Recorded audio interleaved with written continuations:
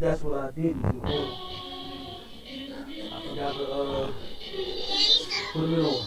Hold on one second. Let me see. Where's he going with this shit?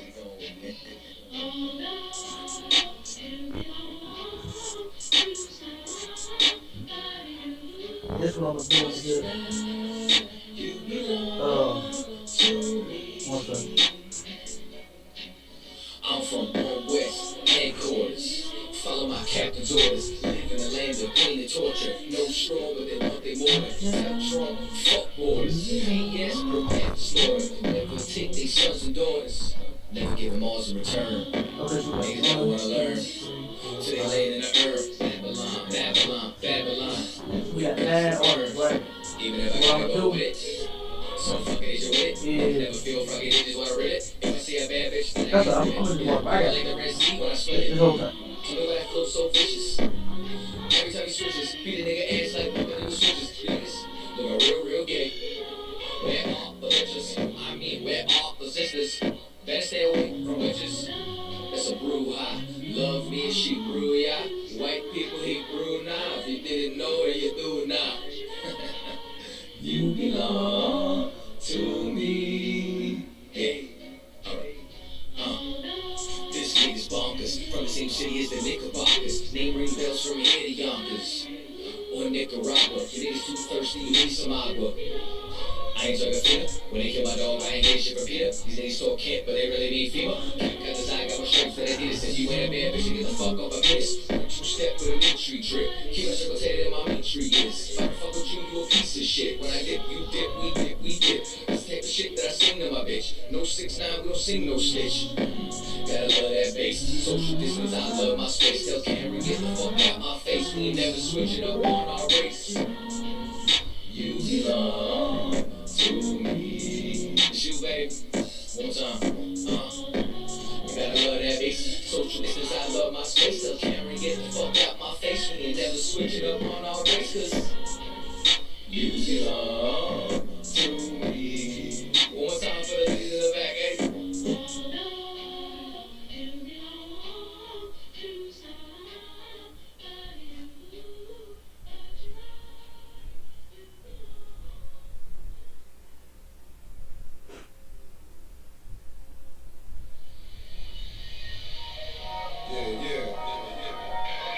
Check 1, 2, yeah.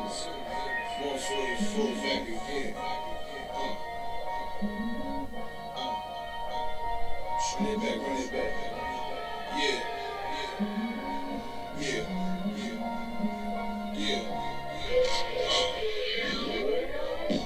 It's time to leave the enemy desolate. I'm heaven sent. These niggas just on some extra shit, and I ain't impressed with it. Could you hit that bullshit to the left of it? And look at that, now it's excellence. I use this mic like weaponry, and I've been seeking more clarity. Right now I'm ready as I've ever been, rugged as I've ever been. The devil knocking at my door, I'ma let him in. Cause I'm a worthy adversary. Pour the liqueur, laced with rosemary. It's time to grind, ain't no time to tarry. Take one of mine, get your soul carried. I gotta worry, plus these niggas full of estrogen. They thick, they false. Gotta be gone to end up in a real issue. Fuck with my brother and I deal with you. Yeah. Look, it's getting real official. Seeing how the bitches can crush and how they still push you. It'll get you, the politician, the mother's weak. My brother's been sent to the deep. So tell me, how can I turn the other cheek while this wicked world trying to smother me? Something gotta shake, I'm gonna cry it out. Time to gird up my loins and ride out. In my soul, I feel devastation. In my eyes, I see desolation. On my door, death is waiting. But I don't wanna see no more desolation. I said I don't wanna see no more. Hey, in my soul, I feel devastation. In my eyes, I see desolation. On my door, death is waiting. He just got the first couple of words. Desolation. But I don't wanna see no more. Yep. Beat the cops, beat the ops, beat the motherfucking eyes. I'm the one. Why you think that I've been rolling with a guy? Your little arms is too short to hot box with God. French is long, team stronger than a gun down with God. Tired of these fake snakes, crooked things to oppress Jake. No pressure to make diamonds like I won't break on this crooked landscape. We gon' make some shake, so I ain't got time to argue with you fucking reprobates. Blocks crackers getting richer when we raise the crime rate, and they hunt my people like the willies and some primates. So we in these streets trying to raise a brother's mind state in every concrete jungle, from Cali to the tri-state. I bury brothers over beef that they couldn't squash. Blood in the streets, brains out like the lost. I trust the cracker when I mix that squash. Listening to real niggas, dog, who can't be bought. Whoa. Why you think I go so hard? Cause this world's fucked up, nigga, I've been scarred. PTSD, brothers can't drop their guard. Every day some bullshit, you gotta leave and vibe. It's no facade, so every day I'm on my job. It's time to send these devils to the land of knives. When I lost my religion, that's when I found God. So when I lost my religion, nigga, I found God. In my soul, I feel devastation. In my eyes, I see desolation. On my door, death is waiting. I don't wanna see no more desolation. I said I don't wanna see no more. Hey, in my soul I feel devastation. In my eyes I see desolation. At my door, death is waiting. But I don't wanna see no more desolation. And I don't wanna see no more.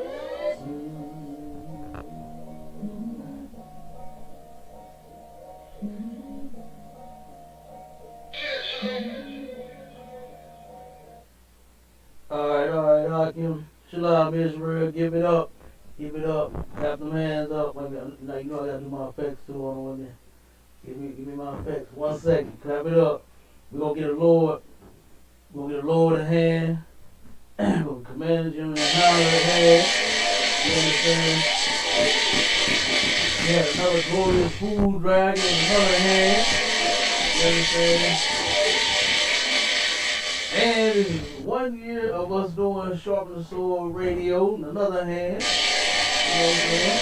In this big holding it down, you know what I'm talking about? That's how y'all say it, that's how you say we too young, right? In this bish, you said that? You just said word, huh? Yeah. Okay. Alright, you just said the word. Young man said the hell with it. I just said the word, okay? Alright, man, we back. Another episode. Some more articles, more stuff to talk about, man. You got COVID cops and pastors' wives gone wild, man. You understand?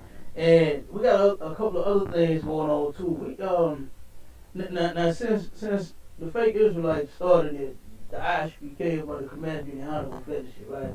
Command Union how to finish it, you know, all the talk about the COVID-19 and the vaccine and the, you know what I'm saying, all of the scares and the spooky ookie, he killed all of that, right?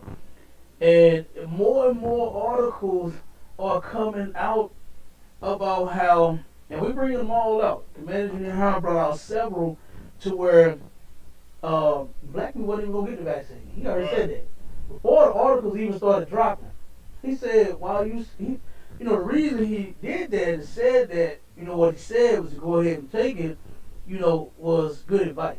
He's not a doctor, but he's saying, man, you don't have to be scared thinking that they're going to change your DNA. You'll be walking home like this, like a robot. You understand? Like they're trying to control your mind and all that. The white man already got you smoking weed and crack. He already got you going to strip clubs and sleeping with whores. He already got you going to his church on Sunday. He already got you turning around sleeping with homosexuals and lesbians. He got you celebrating Christmas and Thanksgiving and New Year's and Martin Luther King Day and 4th of July and Labor Day and all of that. What the hell do he need to control you for? And put something in a vaccine to make you do something when you're doing everything he wants you to do. It makes no sense. You smoke drugs without the vaccine, right? You sell drugs without a vaccine. Ain't nobody injected you with nothing, but you out on the block. What does the song say? Sock full of rocks. Block is hot, fuck the cops, all that, right? Ain't some of the lyrics that you already doing that, and ain't nobody injected you with nothing, right? You already getting high. You understand? Off weed, off crack, you're mixing it and crack and pills and mollies and whatever else the hell you getting high with. You know what I mean? But then you want to turn around and get scared of a goddamn vaccine. You know, I know so many people, man, that smoke dope. And is scared to death. They ain't got no goddamn teeth. They ain't got no goddamn life. They ain't got no goddamn husband, no wife, no kids no more. They done lost it all. No house, no job, no nothing. They lost it all. You understand me? And they are scared to death of a goddamn vaccine. But you wasn't scared to put that goddamn blunt to your mouth to where you lost your job. You know, you lose jobs still for getting high. Right? They turn around and catch you with that weed. Now they got you thinking that it's legal now. Right? But it's still not. Okay? They're still pulling you over. They're still stopping you for the dope. Right? If you got some. There's still brothers getting locked up, getting tickets. Then they turn around and say, okay, if you do get a weed card, you can't have a gun. Damn that. I'd rather be able to protect myself. That's the whole reason that the white man gave you the dope, is so that you would be weak, so that you could not defend yourself. You understand? Either way, physically, or if you have to turn around and pull out that thumper. You know what I'm saying? And stand your ground. He don't want you to be able to do that. You understand? He wants you to be just as weak as you are. Okay? Because guess what? When you're getting high, what is it? Hey, man, to each his own. You ain't got nothing to say about what nobody else do, right? Because guess what you doing? You understand? You a whole crackhead your damn self. You a whole weed head your damn self. You a whole homosexual yourself. You a whole lesbian yourself. So guess what? To each is going to be to own whatever you do. You know what I'm saying? So, like I said, but in the ISPK, the Managing Hunter is raising righteous men and women, right? That's going to serve the Lord. It's going to turn around and never take counsel from, our oppressor to tell us that weed is now legal. You can smoke, you can get high. You know what I mean? And then we take that and roll with that. No, we ain't doing that. We're going to go in the Bible. We're going to do what the Lord said do. Right. The Lord said don't smoke weed. Guess what? We ain't smoking. The Lord said don't sell dope. We ain't selling it. The Lord said don't steal. And don't rob. You know what I'm saying? Don't kill your murder your brothers. You understand? Your sisters. Or just murder anybody just for any reason. You understand? You ain't going to be murdering nobody. Right? But by us listening to the oppressor, you understand, we scared of the vaccine, but we ain't scared of all the other evil stuff we do. Black women is not scared to divorce their husband. Black men is not scared to divorce their wife. They'll do that shit in a heartbeat, won't they? They'll go sign right up and say, you know what, let me sign this thing. I'm unhappy. Right? And they'll go do that thing. Lord said don't divorce. But guess what? You got big balls. You'll do that thing. You'll do that. Why? Because you follow your oppressor. And no injection involved. No vaccine involved. You understand? You know how many brothers turn around and sleep with other men's wives and ain't did nothing but inject some vagina. That's all they did. They ain't got injected with no goddamn shot. But they are scared to death of the vaccine. I know a brother that every woman he sleep with is a whore. Got a man, got a woman, a prostitute, on the stroll, all kind of stuff. But he's scared to death of the vaccine. You ain't scared to get the AIDS that you're going to get from sleeping with them hoes. He ain't scared of that. But he is scared of the vaccine.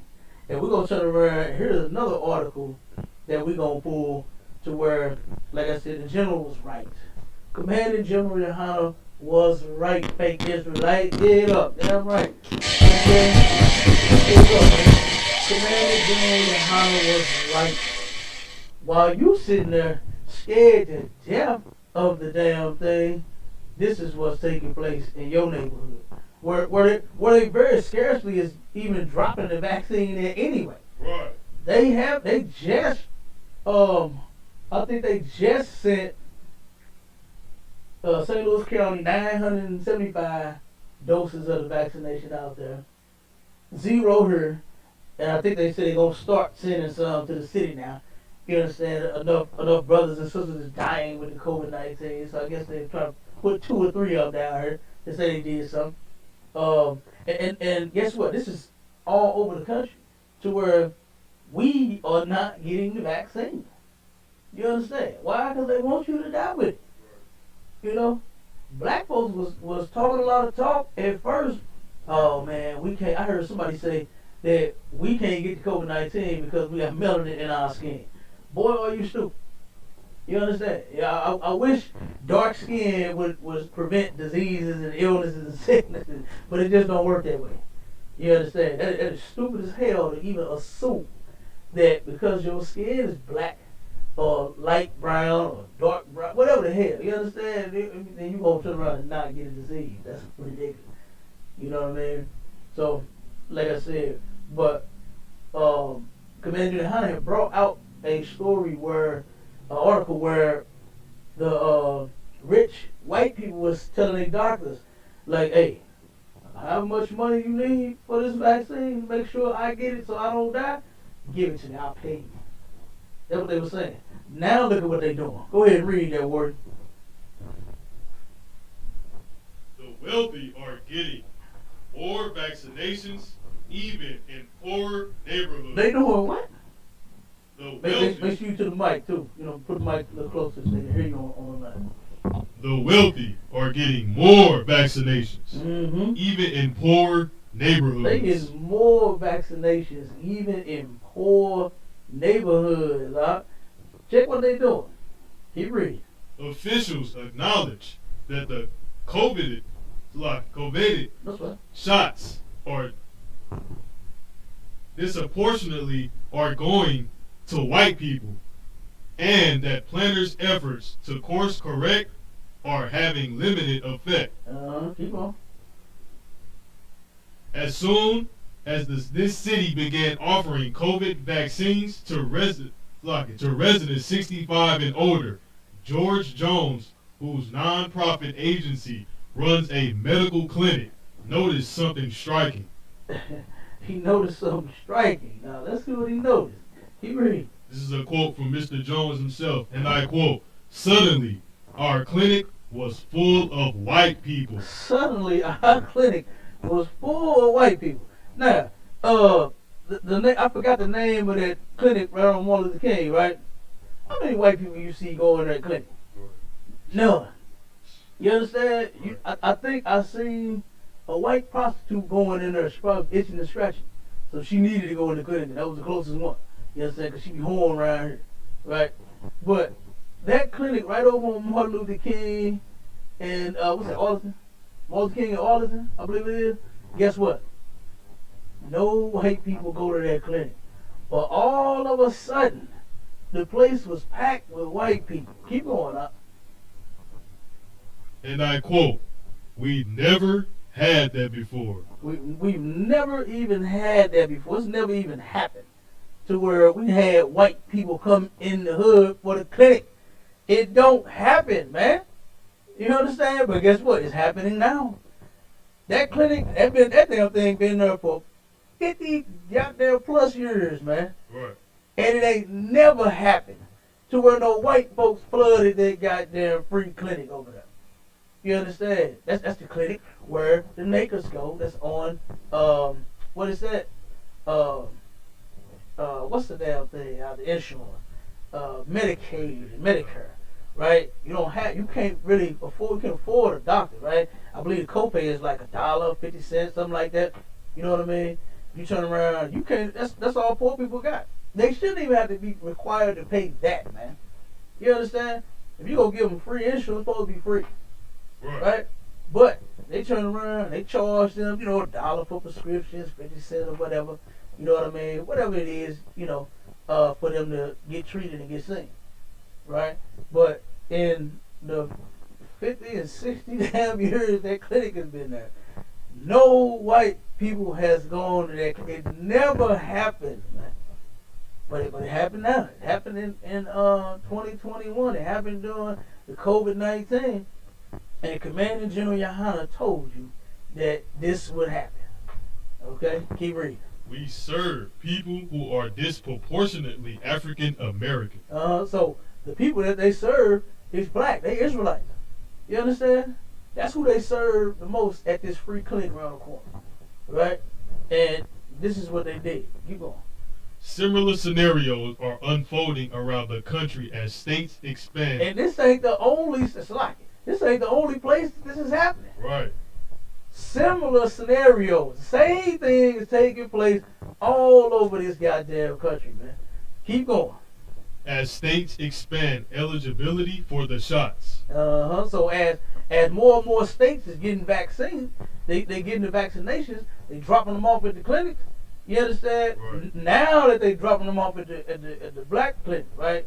at the poor clinic, okay, where only niggers go. Now they turn around and they doing this. Keep going. Although low-income communities of color have been hit hardest by COVID-19. We have been hit the hardest by the COVID-19. Why? Because we can't get treated. There were several articles about brothers and sisters that turned around and went to the hospitals right here. Yes, oh, sorry, right there. Boss. I pointed over at the clinic. The clinic is that way, the hospital is that way. Right? And guess how many people have died trying to get in the hospital and they told them, don't come in. You sick. Stay at home. Try to breathe. You know, drink some water. See if that'll help. That's what they told them, man. Basically nothing. And they died. It was one sister that was at the hospital, I can't remember how many times and how many hours. You understand? But that sister ended up dying because the people would not treat her. She stayed telling them, my chest is hurting, my chest is hurting. You know, I don't feel right. And they let that sister die. You understand? They let her die right here at this hospital, man. Brother just turned around and died last week. He went to the hospital 4 times. He actually is the head, the coordinator of the EMT. You understand? The ambulance. They let the man that's running the operation die because he black. Now you know they don't give a damn about a nigga because he that important. He is important. He is the one that's making sure that the emergency medical services is ran properly. And his man complained about anything. If he coughed, y'all need to be checking on him. You understand? But they turned around and told him, oh, you're fine, man. You didn't check. Chest hurt, it's okay. You'll be all right. And he turned around and went to try to go somewhere else, and he died. You understand? And that ain't the only 2 stories. There's plenty of them. During this pandemic, they had another sister that complained about how she was hurting, feeling bad. And guess what? They sent her home, and then she ended up dying. Matter of fact, she called on the phone to try to get the ambulance to come get her. They said, no, we're not coming to get you. You'll be all right. We have been hit the hardest during this COVID-19, right? Because they came out, they was mad at the goddamn, was it the Surgeon General, the brother? The Surgeon General, when he came out, and he said that we are getting the COVID-19 more because of we smoke, we do drugs, you know what I'm saying? We unhealthy, we don't have insurance, you understand? So, and for the longest in this place, if you don't have insurance, they treat you like you shit and you gonna die. They treat you like that. You don't have insurance in the hospital, they will treat you like straight garbage. You understand? I'm telling you. So, like I said, especially during these times where they want you to die anyway. This ain't nothing to do. Our oppressor will want us to die for the longest. He wish he could just push a button and get rid of us all. Yeah. If he could, he would. You understand? But keep reading, brother. Largely white neighborhoods have been flooding vaccination appointment systems and taking an outsized share of the limited supply. They doing what? Taking an outside share of the limited supply. Taking an outside share of the limited supply. They only sent 10 goddamn vaccinations to the hood anyway. And then guess what? You got 12 white folks in the front of the line. Right. You understand? You got 12 white people in the front of the goddamn line. Taking full advantage of the goddamn vaccinations. Guess what? So that we don't get it. You understand? They know that they gonna turn around and they gonna get the vaccine. Why even do that? And these is rich white folk. People that got money, they could turn around and buy the damn vaccine like what they was trying to do. Right. They was calling their doctors and telling their doctors, man, look at how, hey, I'll make it rain on you, doc. You understand? They said they were making rain on their doctors. And then now they in the lines in the hood where they only sent 10 damn vaccines. And then you got 20 white folks in the front of the line to make sure we don't get it, man. You understand? And like I said, the general was absolutely correct. White people, while you scared, while you refuse to get off them drugs, while you refuse to stop sleeping with hoes, while you refuse to stop celebrating holidays, white man is in your lines taking your vaccine. You in the clinic arguing, talking, oh man, I ain't taking that damn vaccine. You understand? Right. And it was two it was a brother and a sister that came and got some food for the food drive. And they was adamant about it. They was, oh man, I ain't taking no damn vaccine. You understand? But you will put a mask on your face and try to cover your face because guess what? You scared. They are scared to death. You understand? Thinking that it's stuff in the vaccine that's going to kill you. It's aborted, baby. I had a sister. Matter of fact, no, that same sister. Of course, it was some others, but that same sister that was scared to take the vaccine, she said, "Oh, they use aborted fetuses in vaccines all the time." I said, "Prove that." Oh well, you just have to look it up. You understand? That's their answer to everything. Right. That's their answer to everything. They always got the answer, but then they ain't never got the goddamn answer. When you ask them for it, they never had an answer. Go ahead, Ward. No, they'd be like, well, you just got to do your research. And well, that's why I'm asking you. Exactly. I thought you did the Point me thorough straight research. to it. And I asked, I said, that's what I told him. I said, look, no. Point me straight to what you're talking about. Exactly. So I can look it up. Right? You tell me to look it up. I'm gonna do that. I'm gonna go look it up. If aborted fetuses is all inside of the vaccines, guess what I'm going to do? I'm going to turn around and research it, but get me straight to, I don't remember the name of the ingredient, what they call it. You know, they don't call it aborted. I'm sure they wouldn't call it aborted little Antoine or little Bookie. You understand? Or little Keisha. I'm sure they ain't going to call it that.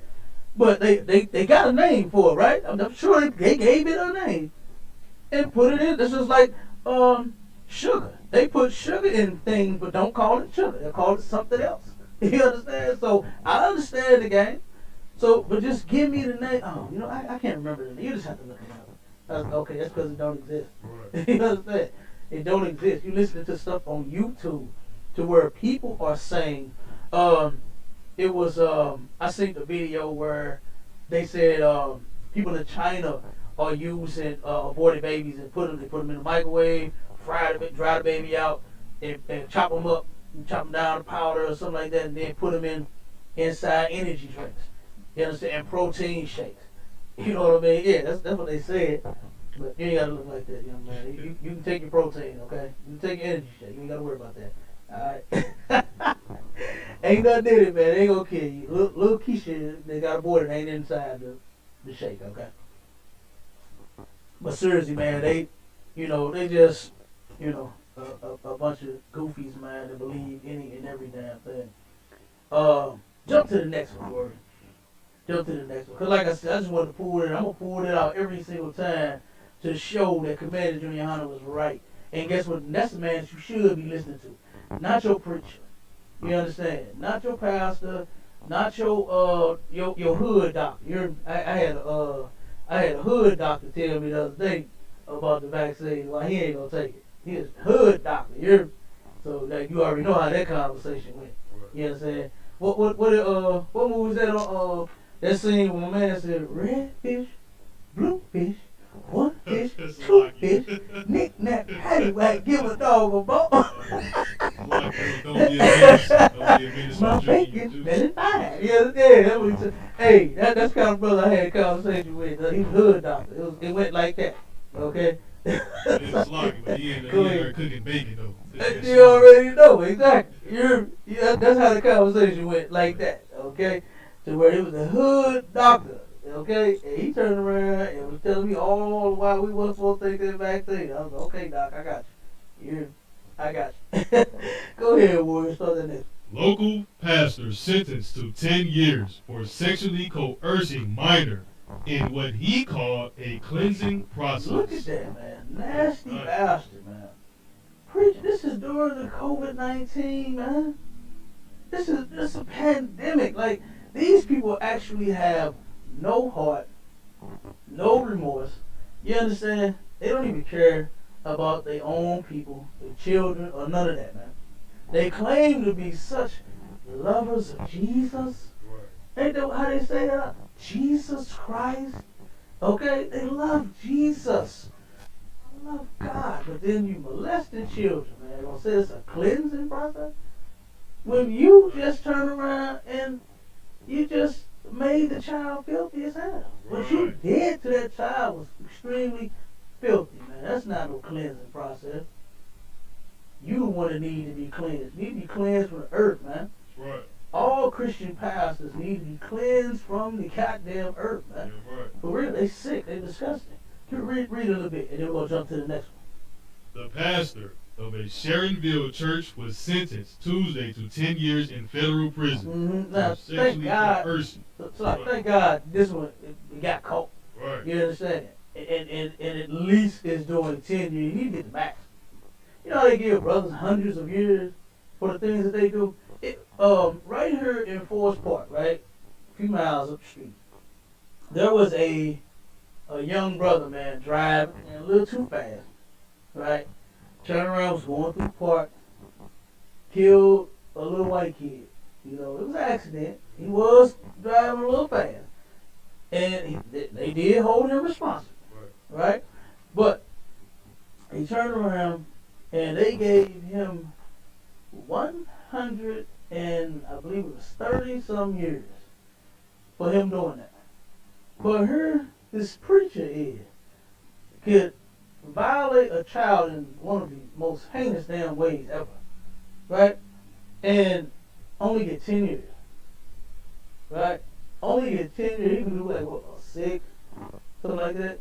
Get out, you know, and guess what? Do it all over again. He should have got 130 years. You understand? This nasty ass preacher should have gotten 130 years. Right. Okay? He should have got the max. You understand?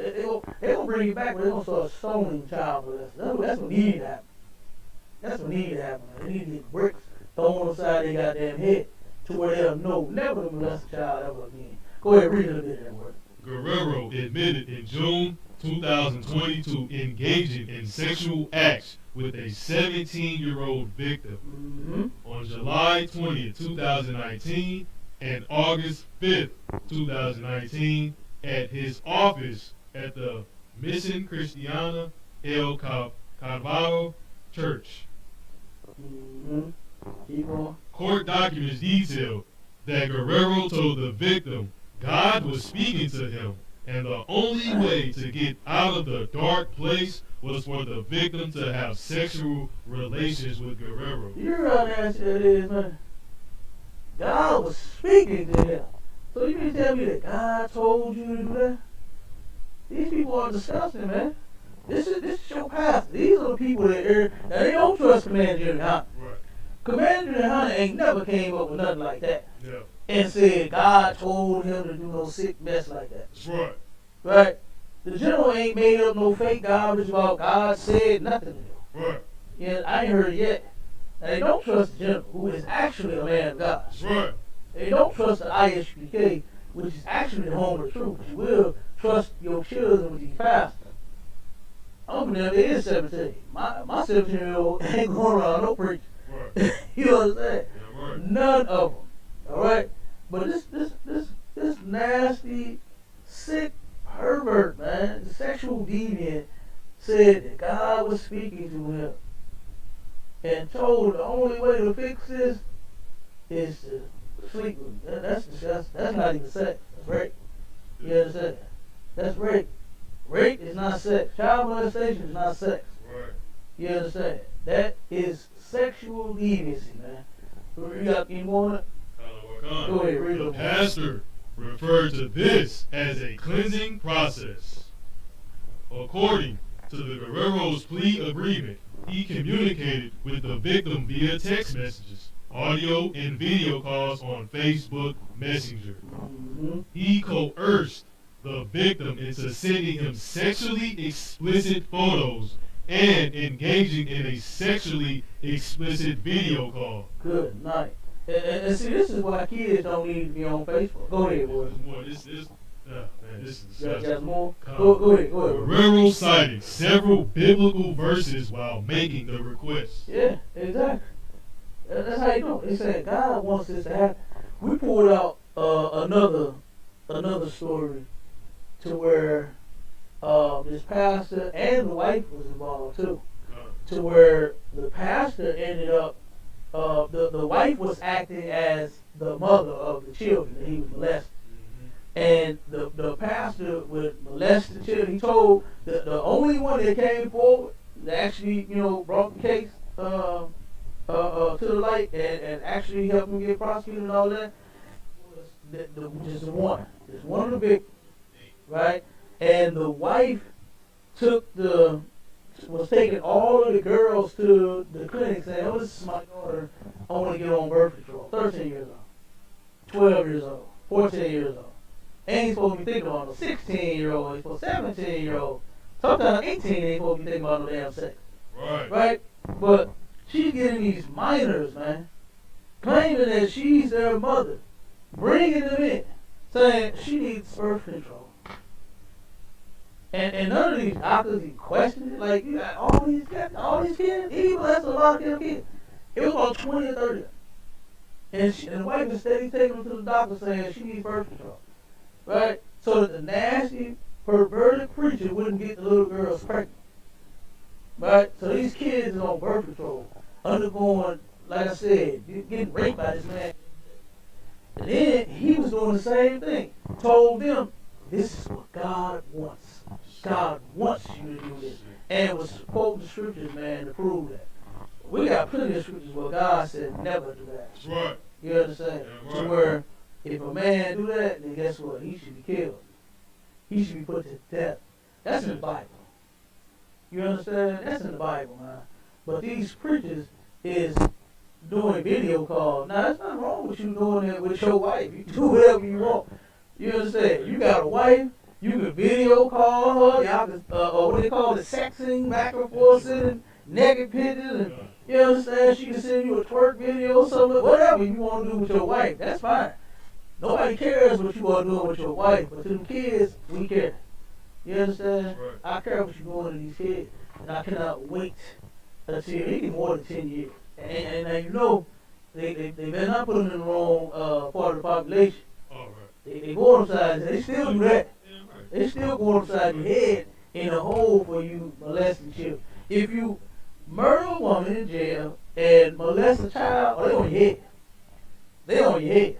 I had a cousin, man, had to fight with his life every single day because he was in there not molesting a child before being accused of murdering a female. And they just thought that was weak. And he used every day to make a little bitch ass. It was on him every day. He had to fight every single day. There was not a day that he did not fight. You know what I'm saying? Because that's salt. You killing them. What the hell you killing a woman for? You know what I'm saying? The hell you molesting a child for? So yeah, I got people in the hole. And guess what? They still going upside some heads, boy. You know what I'm saying? Give me the next one. Wife of Kalamazoo pastor faces sex abuse charges. Now look at that. That's the first lady. The first lady, ain't that what they call them? The first lady is a goddamn freak too. And guess what? All of them first ladies be knowing their husbands doing it. They in on it too. You understand? They turn around and is with the molesting. They molesting the kids right along with the goddamn husband, man. They're sexual deviant too. You understand? All for some keeping it secret. Like for instance, that one pastor that molested that 15-year-old girl, and then told us God told him to buy his wife a Lamborghini truck. You understand? You remember the past, man? A fat, nasty ass preacher, man, turned around and was molesting the girl. And that Lamborghini truck was a gift to keep it secret. That's what that was. You understand? That wasn't no God ain't told nobody in exchange for you molesting a child, buy somebody a goddamn truck. Right. The Lord said the punishment for raping anyone is that. That's your gift. That's your gift. You get put out of your misery, man. You deserve it. You're a nasty bastard, man. And guess what? We're going to help you out. We're going to give you several stones and bust you upside your goddamn head until you bleed out. You understand? That's what you deserve. That's the gift you deserve. You understand? And then for you even keeping that kind of secret, man, that is disgusting, man. That is disgusting. You know, black folks I cannot understand that. I cannot understand why black people do not want to turn around and protect the children like what they claim they do. Right? Every household will yap, talk about, oh, touch my kids, mess with my kids. And then as soon as your kids get touched, as soon as your kids get messed with, you ain't nowhere to be found. All that, is. It's a lot. Go ahead. Say, oh, it couldn't have been me. It couldn't have been my. Exactly. Until it Yeah. happened to your baby. And then it happened to yours, and then guess what you do? Shoot. You quiet. You don't say a word. You don't do nothing. You understand? So many of our children, man, is suffering in the worst ways. They turn around and turn to drugs. They turn to all manner of evil things, man. All because someone violated them. You understand? And like I said, nobody has the compassion and the heart and the balls to turn around and defend them children, man. And to go to, I don't give a damn if it was my uncle, man. You understand? Hey, chill out, boy. Yep. I don't care if it was my uncle, man. You understand? I don't care if it was my grandfather, my father, whoever the hell did it. So, you got to be dealt with, man. But these people, like I said, they don't say a word. Like you said, they do all that. Oh, couldn't be me. Couldn't be my kids. That'd have been my kids. Oh, it'd been a different story. I don't know it's gonna be the same story. You understand? It's very few people that actually get up and do something. You know, very few. And I know that the few absolutely reside in ISUK. That's right. We're gonna do something about that. We ain't sitting back letting no kids get hurt at all. You understand? Or our women, or our brothers. You understand? Go ahead, read the book. The wife of a Kalamazoo pastor accused of paying teens for sex is now facing charges. Paying teens for sex. You understand? Good night. Doing what the preacher doing. The damn pastor is doing the same thing. The pastor's paying the kids for damn sex, man. Disgusting bastard, man. And it's broad. Go ahead. Court record shows Jasmonique Strickland faces 3 counts of third-degree criminal sexual conduct, 2 counts of child sexual abusive activity, and 3 counts of human trafficking a minor. Good night. Yeah, and that human trafficking stuff had jumped up, man. That just jumped up there. You know what I mean? That's the new get rich quick scheme or something. I don't understand. You understand? I don't understand. A damn an adult is so much better. You gotta wait. You understand? You got a couple of years, right? You got a couple of years, I'll find you a wife, okay? But an adult is so much better than a child. I don't even know what a child is like. But an adult, I'm sure. You understand? Man, you seen sisters out. They're all grown, all thick and rich and chocolate. You understand? Caramel, butter pecan. We got all the flavors. You understand? We got all the flavors. Okay? And you want a child, man? A baby? Like, you are disgusting. And this war is disgusting too. You understand? Right along with the preacher. Okay? Go ahead. The criminal complaint was issued Thursday. She has not been arraigned yet. Her husband, Reverend Strickland, was arraigned in September on 4 counts of third-degree criminal sexual conduct. I told you. Just like the husband is doing. You understand? She's doing the same thing. They both doing it to these kids, man. Who in the hell in their right mind in 2021 is still going to church? I don't understand that. I do not understand that for the life of me. Just last year, your church totally abandoned you. They shut the door, said, don't come here for praise and worship no more. Cash out me your time. Don't come here for what is it? Preaching and praying Sunday. You know, healing Saturdays. And what else do you know? Bible study on And Wednesday. the Bible study on Wednesday. The new saints class on Friday. The choir rehearsal on Thursday. Don't come to none of that. But cash out me them time. Right? Send me that bread. Okay? And they even said if you unemployed, send me that money. Goddamn, what kind of animal are you where the people don't even have a job and you want money? You understand? That's the damn requirement for paying the tax. Is your income. It's income based. You understand? It's based on the money that you are bringing in. And the people, he didn't say to the people that's getting unemployment. He said, because that's a small income. That's a little income. It ain't as, well, during the pandemic, it was $900 a week. You should have been racked up. You understand? Could have been saved up a little something for the people that was getting that. I know a brother that was getting that 900 every week, and he still didn't get his damn plates for his truck. His brother still riding around with the wrong plates on his damn truck. I'm like, come on, man. You had the money to go get it in 2 weeks. You could have did that in 2 weeks, man, But he riding around wrong, So now the unemployment ran out. Now he's trying to figure out how he gonna get his plate. Right. Good night.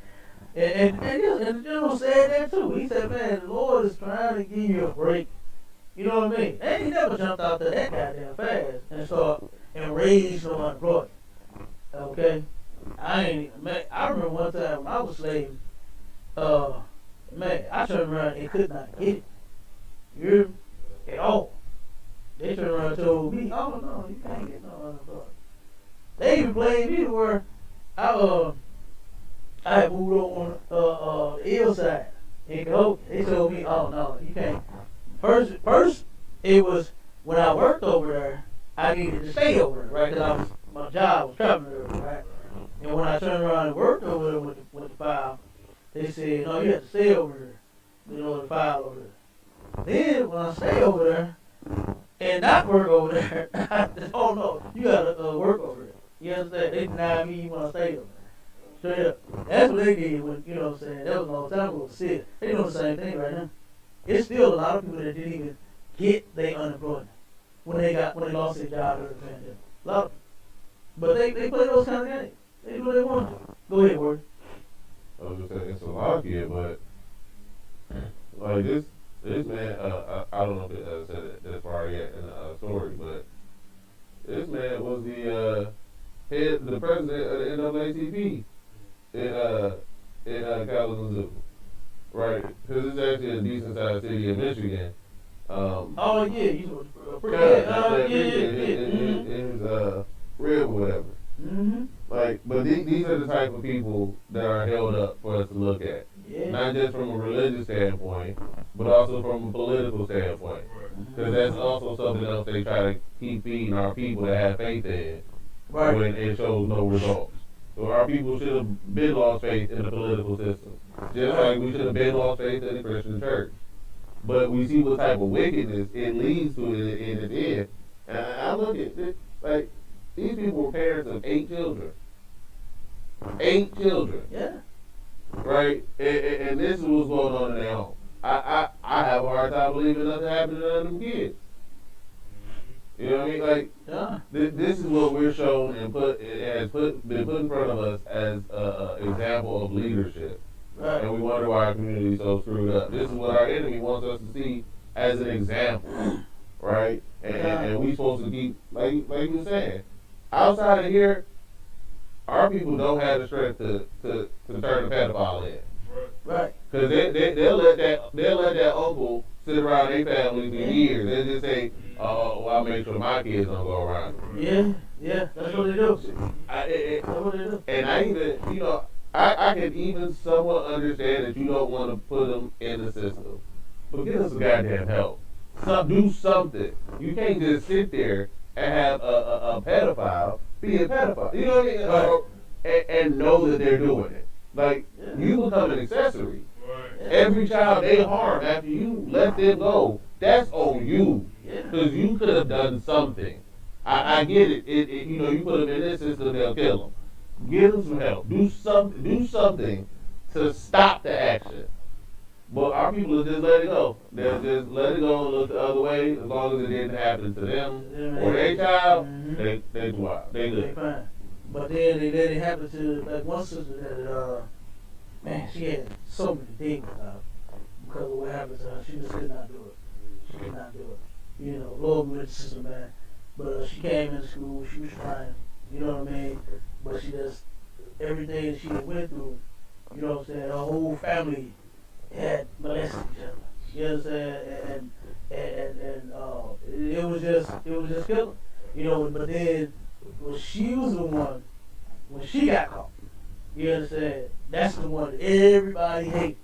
You understand? She was like, she said, but damn, when it happened to me, nobody said nothing. You know, that's how it happened. You know, in most cases, you become the victim and then you become the predator.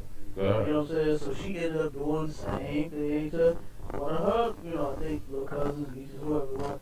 You understand? And then nobody liked her. Right.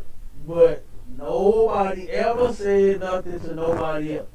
She said they knew that the people that was molesting me and everybody else in the family, you know what I'm saying? She said the whole family out, bro. She said the whole fucking family.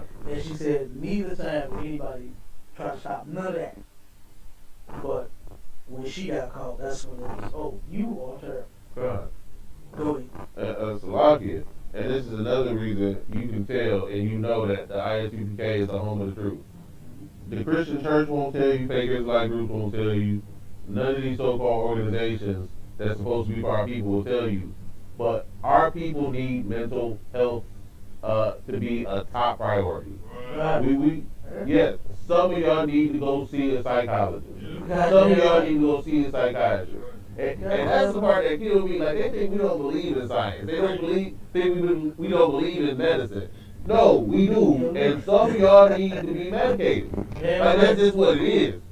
And in here, you will get that spiritual healing as well as get encouraged and pushed and shown how to get that mental healing that you need. Because we're not crazy. We understand that our people have been destroyed in so many ways that we need to be rebuilt in every way possible. Yes, we have, you have classes where we support each other and we teach each other, we'll network and share with each other how to build our businesses. We network with each other and share with each other how to build, how to educate our children, how to, do different things. Like, for financial reasons, but we also need to build our mental health. Yeah. Because you crazy people running around here talking about, and this is, our people need mental health, and it's obvious because we keep voting. We're still in the Christian church. That's a sign that you need mental health. Yeah. Like, you off in the head, if somehow you think that having the same protest speech that you've had since the 60s is gonna change something now, like it's not. There's no difference. It's insanity. It is insanity. 70 years of the same thing. 70 years of the same thing. Over 100 years of protest. Same thing. And you think it's going to change anything? Yeah. And you think, because Biden is in office, all of a sudden something will have to change. Well, guess what? Tamir Rice was murdered, and his killer got off under Obama. Yeah. Trayvon Martin murdered under Obama. Like this, it doesn't matter who's in the office. None of that matters. Actually, most of those killings where you say their name, most of them happened under Obama. So what does it matter that Trump was in office? Well, you gonna get the same thing no matter who's in office. Damn right. It's like it's crazy that all of the murders, we was getting murdered left and right under the Obama administration. And Obama sends out what he called a blue alert to save the police. Why didn't he send out the black alert? You understand? To help the people that's actually being murdered by someone. You understand? Like, it's disgusting, man. You are correct. We do need some mental help. We need some mental help for all the damn child molestation that happened to us. We need mental health from all the drug usage that we do because of child molestation and everything that happened to us. We definitely need some mental health, like you said, from that voting. And all these damn black people that ain't even black, you understand? You need some mental health for that alone. They need to make a pill called Know Your People pill. You understand? So to where you won't look at another damn Hamite or a damn Edomite, or someone that, like Tia and Tamara, you know what I'm saying? I thought them were sisters for the longest, but they daddy white. You understand? What's the Bob Marley? He looked black and dingy and dirty from being in Jamaica and smoking weed and, funky dreads, but his daddy is white. You understand? And we turned around, boy, how many Bob Marley t-shirts have you seen on the back of a naked? Oh my God, 3 and 4 and 5 different colors too, of the same shirt. Bob Marley and a blunt on that bottom. You understand? But he's only popular because he's a junkie. You understand? Black folks only love Bob Marley because he's a junkie. That's really why. You know what I mean? The man's music, I heard a couple of songs, but it was some other people that was better than him. And they was real niggas. They real Israelites. They ain't get no play. You know what I mean? Camilla Harris, like I said, I keep comparing her to Oprah Winfrey. Oprah bad. You understand? This has got a lot of bread. Richest black woman ever. You get a car. You get a car. You get a car. I watched that episode. I said, damn, I wish I was there. I could have got a car. You understand? But guess what? Niggas don't go to her show. They talk about Oprah. She only gave the car to white people. Only white people was in the audience. You understand? Niggas don't go to Oprah Winfrey shows. They just don't. You know what I mean? And like I said, what? Nobody talked about Oprah. Nobody praised Oprah for having anything or doing anything. But now Camilla Harris wears chucks and pearls, and every goofball black woman is out making posts and wearing chucks and wearing pearls. You been wearing pearls and chucks. You understand? Like she made something fake. Like she brought something in style. Go ahead. Well, Salaki, she took that from a black organization. I know. That's where that comes from. Exactly. And this shows you exactly how desperate our people are. We will say that an East Indian is black just because they got a little bit of color in their skin.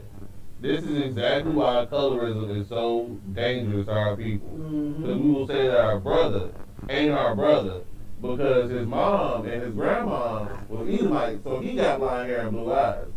But his dad is two shades darker than Cole and Blake Griffin. Like his dad, Wesley Snipes. God, his daddy is black and bald and like, oh, you's an anchor. Right. But then you see Blake Griffin's son, and he got blonde hair and blue eyes. Right. Or he got to eat my grandma, and he got to eat my mama. Right. So but we'll say that he's not our brother. He not. But then we'll take somebody who just has a little bit of complexion, who has nothing to do with us whatsoever. Like, he said, her dad was Jamaican. That's like saying he's American. That just the landmass he grew up with. Right. In her biography, the one she wrote. Yeah. His grandfather was a landowner and a plantation owner in Jamaica, and his grandmother was also a plantation owner. Yeah. Like, What nigga I own plantation? We was on them. China. And hell plantation, we We own look at the registry, it's the early 1800s, and they are registered as landowners. There's nowhere in Jamaica where any of our people were only land in 1800. Not happening. No. So that fact alone tells you that these aren't our people. Not at all. But because they are mixed with the East Indians, now they got a little darker complexion. Now you say, it must be, nope, they are people because they're from Jamaica and they're brown. Right. Exactly. That's the Right. sickness. Because when you think of Jamaica, you think of the music. That's all. First thing you think of when you think of Jamaica is the music and the ganja. That's what they call it over there? Ganja. Yeah, I'll be glad around people get that ganja out of their goddamn mouth, boy. You know what I mean? But they ain't thinking of the people that actually rule that land is the East Indians. You know what I'm saying? They ain't thinking about them at all. You know what I mean? They just secretly over there running things. You know? They think that the niggas that live there run Jamaica. No, they been oppressed over there. You know what I'm saying? Can't even, boy, when I watched that documentary about my man, what's the track song? What's his name? Yeah, Usain Bolt. That brother, he turned around and they asked him, how he so fast and how he so fit and how he so this. He turned around and cracked a bunch of fruit. You know what I'm saying? He said, this is what we eat over here in Jamaica. We grow our own, we eat our own, right? And the devil over there won't even buy the fruit and things from them. You understand? He won't even buy it from them. But he said, this why I'm so fast, I'm so healthy. He said, because this is what we eat. They grow their own food and they eat it. They eat that. They eat healthy, right? And he said, man, we don't do no McDonald's over here. We don't do that. You understand? You can't be on tractor or eating McDonald's. Okay? You can't be as fast as I am eating McDonald's. One burger gonna weigh you down. You know what I mean? So he said, no, you don't eat that stuff. But like I said, man, our people is being oppressed over there. You know, they not, living their best life. You know what I'm saying now? They not living their best life over there. They can't sell fruits. You understand? To where, guess what? The devil claims such a shortage on everything. Why don't you buy that? That'll kill shortage right there. You have more fruit to buy. They got a lot of it. But they won't even buy it from them. You understand? That's how you know that them damn Jamaicans, the ones that get oppressed, them our people. That's all day long. You know what I'm saying? But go ahead, word, read that short. Harlem mom fatally shot after confronting man who groped her on street. Sisters, you gotta be careful out there, man. You understand? I know you. I know that the sister got violated and tried to defend herself. But goddamn, you understand? Read it. A Harlem mom was fatally shot after she and her fiance confronted a man who had just groped her on the street. Mm-hmm. Police said Monday as they pressed their search for the gunman. That man should handle that. You know what I'm saying? That man should handle that by himself. You know?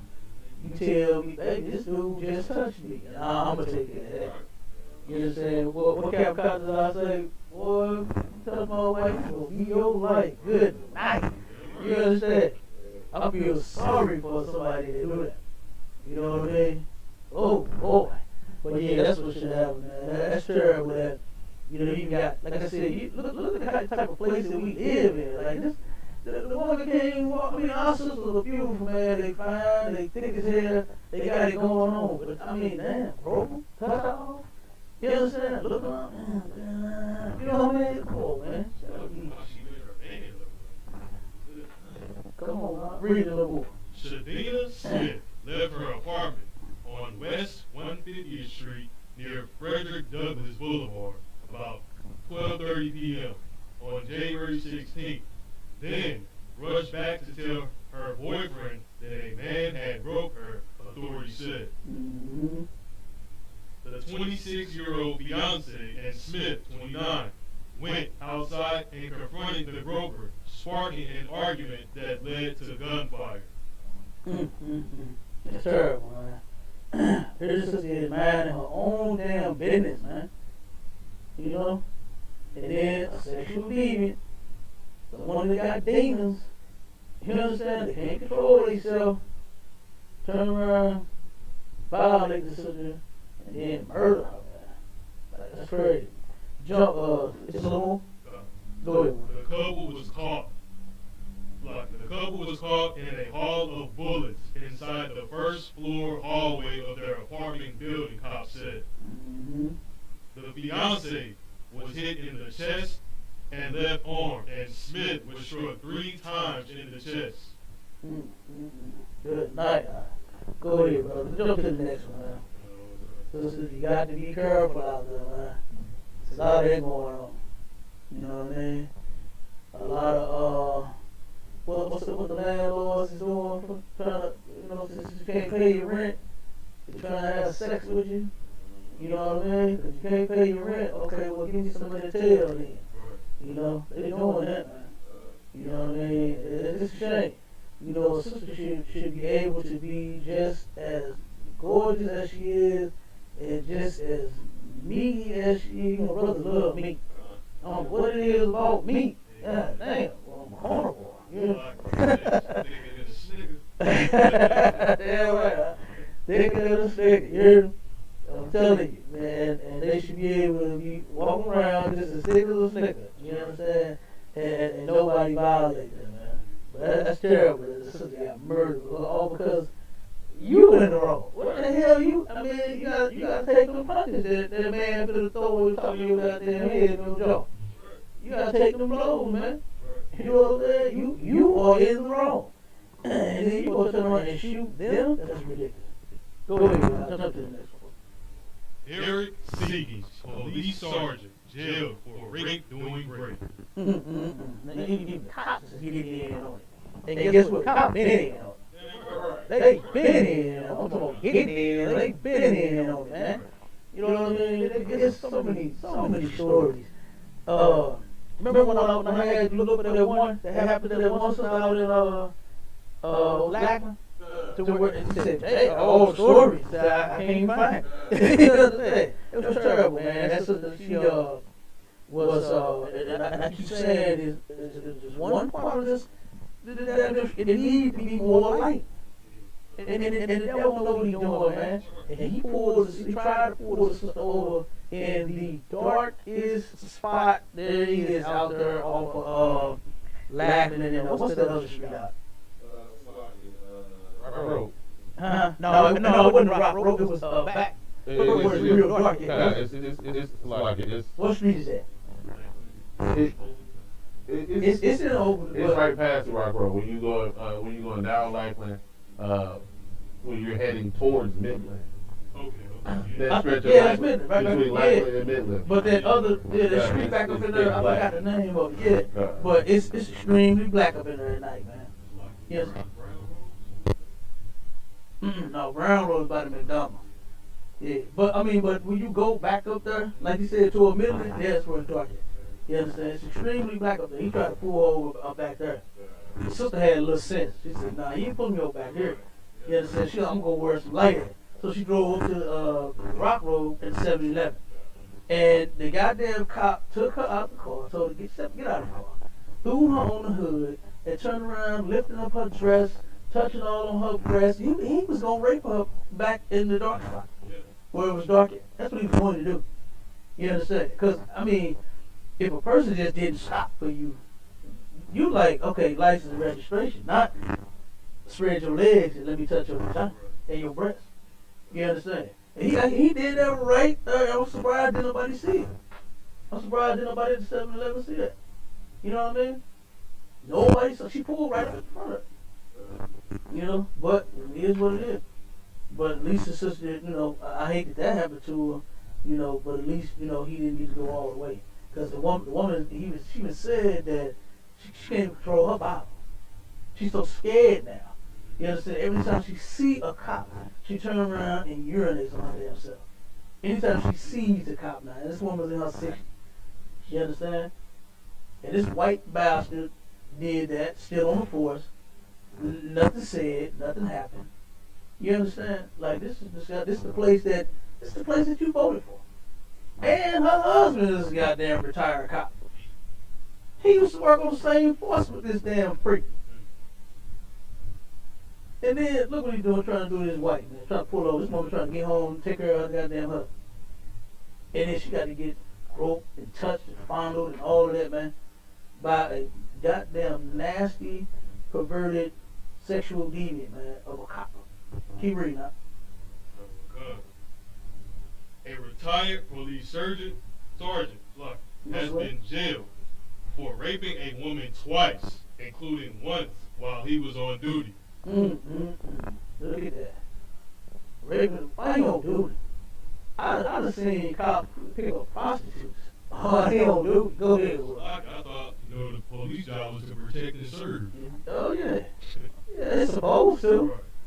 It's supposed to protect and serve. That's a bunch of you.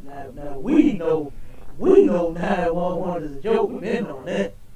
You understand? That's why they made the song. 911 is a goddamn joke, man. Okay? Like you said, and then they put it on the side of the car to protect and serve who? Yourself? Because the show ain't black music. It show ain't us. They turn around and you see them now. When they behind you, I seen them on somebody's tail yesterday with that goddamn computer on. They cold with that. They trained to do drive like this here and type look, I can barely type while I'm sitting. You know what I'm saying? I'm sitting down and I can barely damn type and get it right doing this right here. But they drive. So right behind you turn, they turn, and they right there on that damn computer the same damn time, typing, getting you, running your plate. I said, God damn. The damn player, this one had a partner in the car with him. Partner wasn't even doing it. The one driving was doing it. I said, God damn. The driver was the one typing the stuff in, man. You know? Keep going on, Lamar. Derek Seegan, 66 years of age, was convicted of 2 counts of rape between the year 1994 and the year 2000. Way on back then, man. You understand? Way back when. Man, they turned around, jump to the next one. They turned around and down in Kansas City, they passed a law saying the cops couldn't rape women when that's already a law. There's already a law that you are not supposed to force anyone to do anything with you. And they had to pass a law. Guess what? They still ain't abiding by it. They still not abiding by it. Just because a few black women cry and said someone raped them, so what? They even lied. A couple of them said, no, she wanted it. She wanted it to be tagged. Why in the hell did she tell it? If she was just saying it just to get out of a ticket or whatever, and a ticket ain't even worth that. If I was one, give me the ticket. You understand? I'll let down my window just a little bit, so you slide the ticket in the window. I'll take it, and I'll get my license back, my insurance back, and I'll say, okay, my free to go, and I'll let the window up when you ask all my doors locked. That's what I would do. Not turn around and try to ticket. A speeding ticket is not even that much. What's the average speeding ticket, dog? About $65, $75? That ain't worth no vagina. You know what I'm saying? That's not worth that. I'm not so scared of a cop, you know what I'm saying, to where I'm going to do that if I was one. You know what I'm saying? If I was one, I wouldn't be that goddamn scared. You know? But in this case, those sisters didn't do that. Let me make that clear.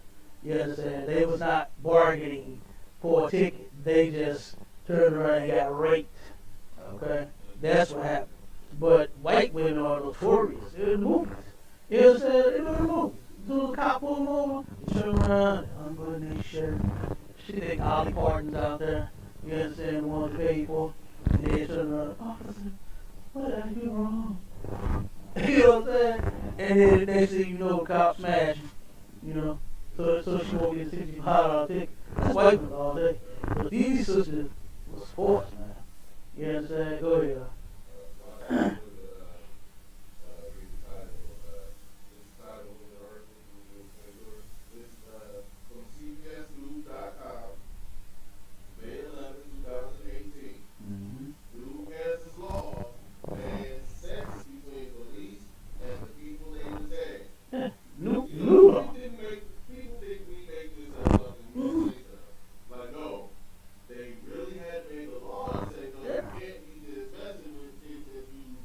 Pulling over.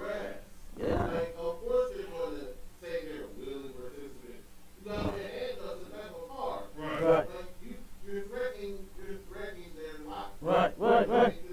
They get it on the job, they get losing it, they have no jail, they can't have to take care of the kids.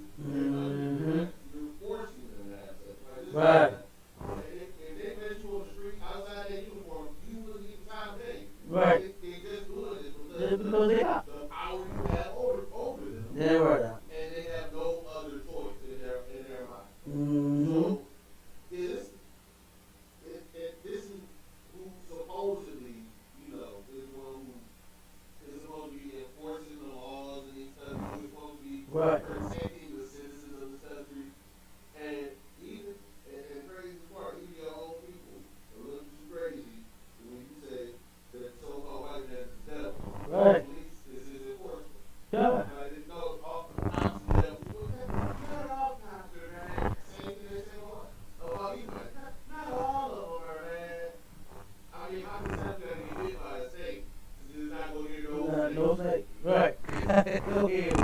Like what they used to say, like, officer by KKK by night. God, they KKK by day, KKK by night, cop in between. You know what I'm saying? They cop in between that. You know what I mean? They stop being the cop in the day, you know, Mr. Officer Friendly. You understand? They KKK all day, every day. Okay? And since you said that about our people not, I was having a discussion with a sister about police. She said, man, I'm so sick of y'all. I'm so sick of y'all talking about white man this, white man that, right? And she said, what about these black people that's out here committing these crimes and doing? I said, well, hold on, sis. I said, where do they get the crimes from? You know, where do they get the stuff from that they are doing? You know, now black people are going to be held accountable for the actions. Now, don't get me wrong. The brother that murdered the sister, 'cause that's what she mentioned. The brother that murdered the sister and the 2 babies. You know what I'm saying? She brought that up. She brought up other things. I had mentioned how she stays out first. Well, the worst city to damn live in as an anchor, right? To where they pulling you over for no apparent reason. You know, I even broke down statistics for how they know white people have more drugs. It's statistically proven that whites have more drugs on them and get pulled over less.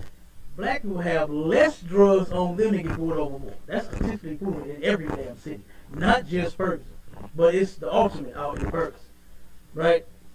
When I brought out the story that we brought out a long time ago, they passed a law saying that each cop is going to now have to fill out paperwork, right, and say, okay, this on top of your other report, the original report that they was doing. So now you gotta sign. Okay, you pull someone over. You pull over Dante Smith. You gotta say Dante Smith. You gotta say why you pulled him over. You gotta say the result of the, you know what I'm saying, the stop. Or you gotta fill out a whole form to make sure that you're not just racially profiled. That was the point of it. To make sure that you're just doing your job and not being a goddamn KKK by day and night and cop in between. Right? So I said, they did it for 1 month.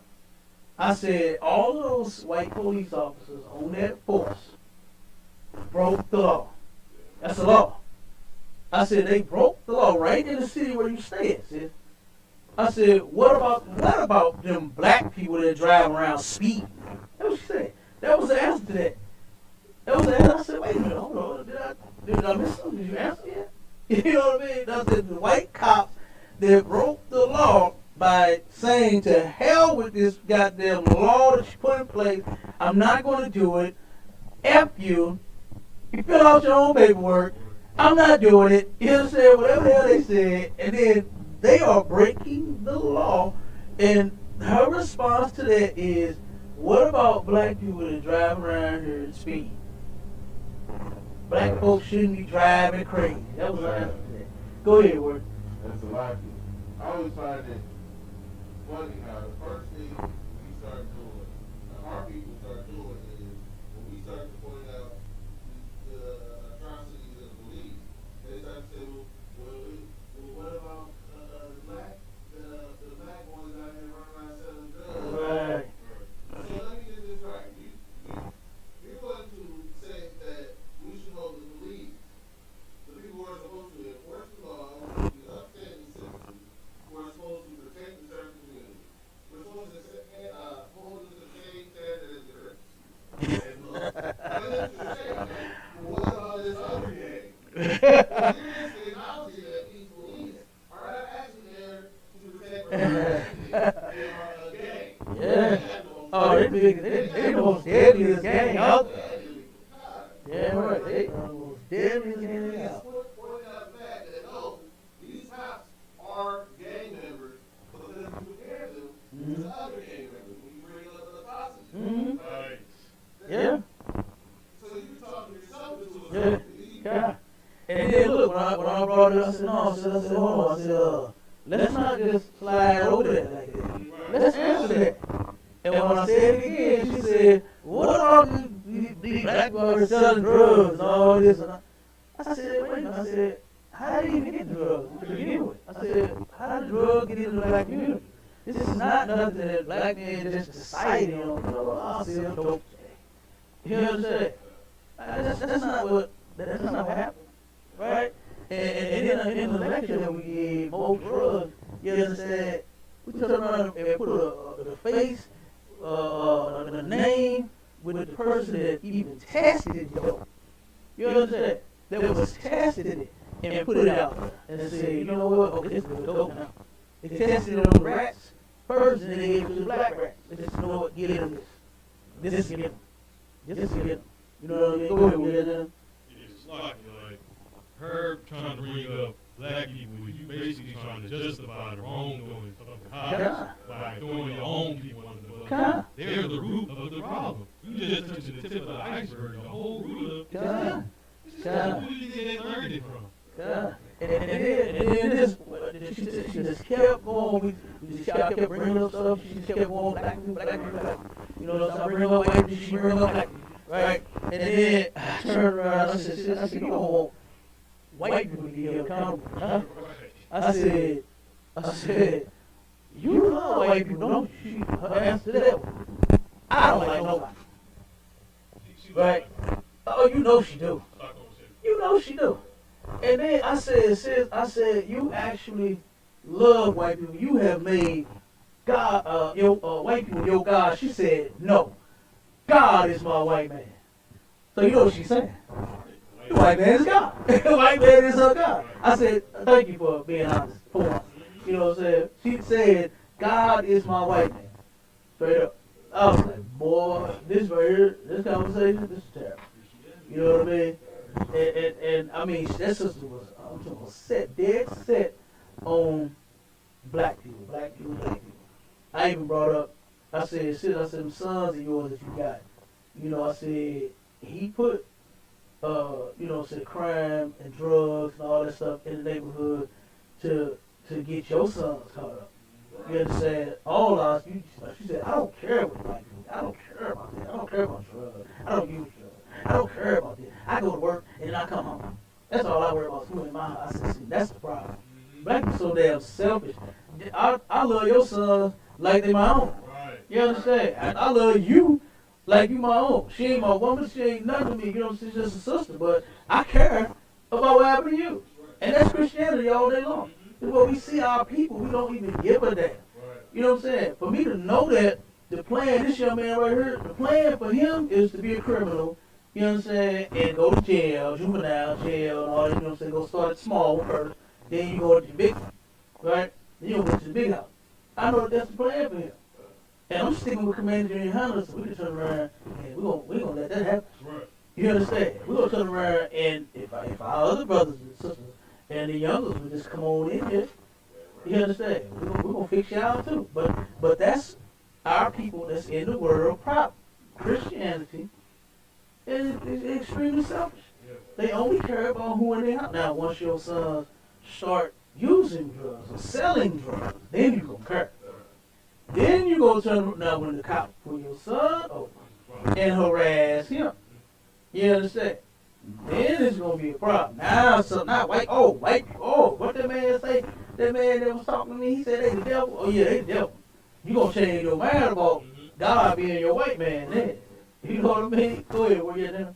Okay. Go ahead. Salaki, but and honestly, it's partially selfish, but it's really self-hate.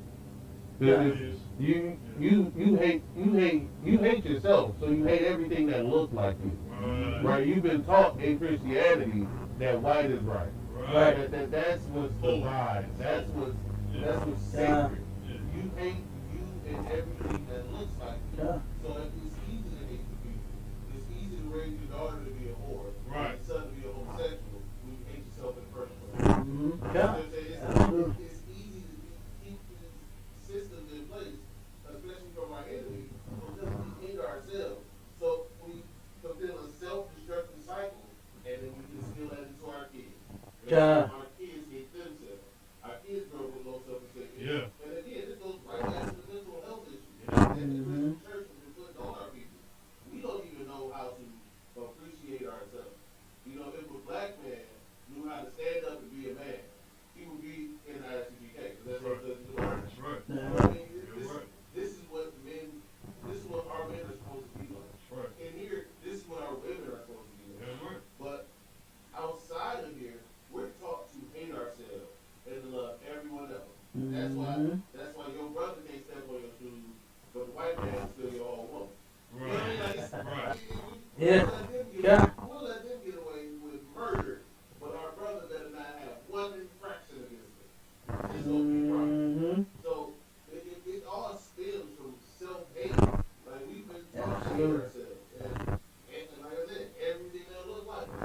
Absolutely, you're right. You're right. That is self-hate to where, like you said, you just hate. And the answer to that, well, I don't like nobody. You know what I'm saying? Like you said, you hate everybody. They look like you. But then white people, though, why do you keep bringing up white people? She said that was the point of me telling you what I said in the beginning. Is I'm tired of y'all talking. I'm tired of black men. I'm tired of you. Tired of y'all talking about white people. You understand? Hey, not at all, huh? Go ahead, Warrior. Read the next one for me. Hmm? No, skip that.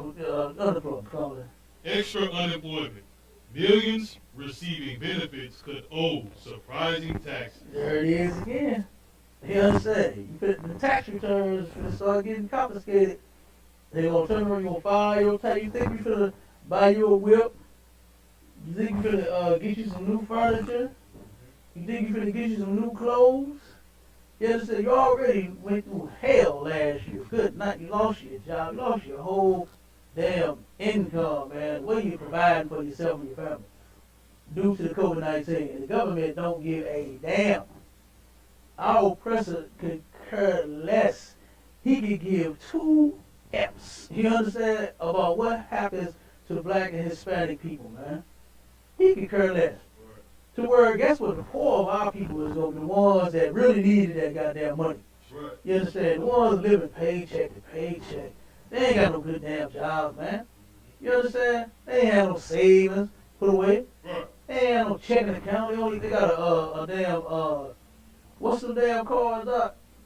They got the Rush card. You know what I'm saying? Russell Simmons. You know what I'm saying? They got the Russell Simmons card, man. They can't even get a real bank account, man. But then they lose their little income, and then you turn around and say you overpaid them. Now you gonna snatch your tax. They always doing that, man. They did the same thing with Barack Obama. Black people really thought Barack Obama was finna help black people. You know what I mean? Folks did not get them tax returns, so they didn't have their damn Obamacare. Like for instance, it was so crazy to where it's like, damn, like you getting bamboozled, you getting swindled. You understand? Here go another banana up your tailpipe, and you don't even see it. They had all the celebrities. Steve Harvey, he damn number one front runner of the damn swindle. All these other celebrities, Ricky Smiley and all this. Man, Obama, he cares about black people. He's trying to get free health care for black people. Guess what? Black people already had free health care. And Medicare. And Medicaid. You know what I'm saying? So also got there free about Obamacare. I didn't understand it. And then it came with a penalty if you didn't have it. If you didn't have it, you get penalty. So how is that free? Make that make sense. I know a sister that had it. She had Obamacare. And she said, man, I can't even get my kids on it. She got it so she wouldn't lose her tax return. She got the damn insurance so she wouldn't get penalized at the beginning of the year, so she could get, have that little extra change for her family and herself. And she turned around, she said, I can't even afford this stuff for me. She said, it's too damn high. It wasn't free. You understand? Straight up. Go ahead, where you guys are. Time to time. Right? And the part, some of this, the biggest part of a lot of this that kills me is that the information is just so obvious and out there. Obama, so the idea for Medicare for all, or Medicare House is that it was an open Obama shot that down.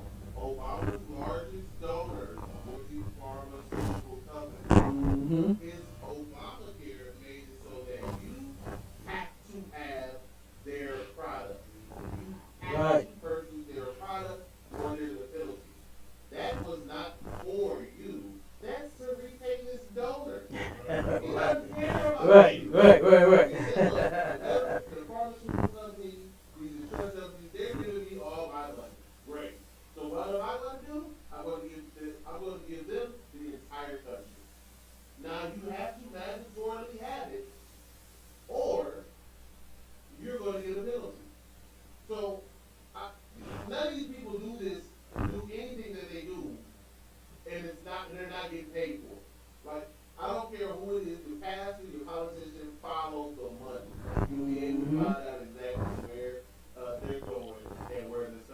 Right. That's another beautiful thing about the ISBPK.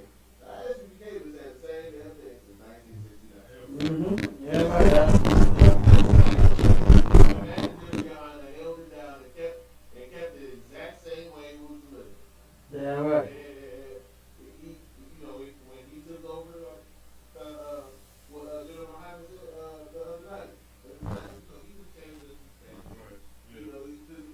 that was his purview, right? But he kept it the exact same way. Like, it's not a law you have to have a scripture breakdown on this night or run to the class on this night. The commander general Yohanan changed nothing Right. about it because he wanted to keep the truth the exact same way he got it. Yeah, right. He wasn't out here starting his own doctrine. He wasn't just saying stuff because some people had put him in power and gave him some money, so now he got to switch up. No, in here, the truth is the truth, right? So it's just crazy to me. Our people will still fall for that mess, fall for that same old routine, and all you gotta do is take 2 seconds and look at the facts, and you'll find out. Oh, they didn't care about me. They don't care about my people. They Mm-hmm. care about their paycheck. Right. Damn right. Absolutely. Go ahead, Warren, read that. Millions of Americans receiving unemployment benefits stemming from the coronavirus pandemic may owe taxes on that income when they file this year. Man, come on, man. Come on. You know what I mean? Yeah. Like, they always find a way to oppress the poor. You know? Like I said, and you didn't overpay them. You understand? It's just, you just realize that you shouldn't have paid them at all, and now you're going to come up with a way to get your money back. Like what they always do. Like what they always do. They always, go ahead, Warren. That's a lot. In this case, overpaying. It simply means, when you get unemployment from the unemployment check from the government, you can decide to have tax or untax. Right. When they gave you the extra 600, you didn't have that option. So they just put Mm-hmm. 600 on there and not tax. And so now they're like, oh, you owe us tax because we didn't take the tax out in the beginning. Mm-hmm. Exactly. You people will have taxes. These people with whole taxes. Right. Right. Exactly. Exactly. Yep. Just another way to oppress poor black and Hispanic. Right. All day long. Right. You understand? All goddamn day long. Go ahead, Warren.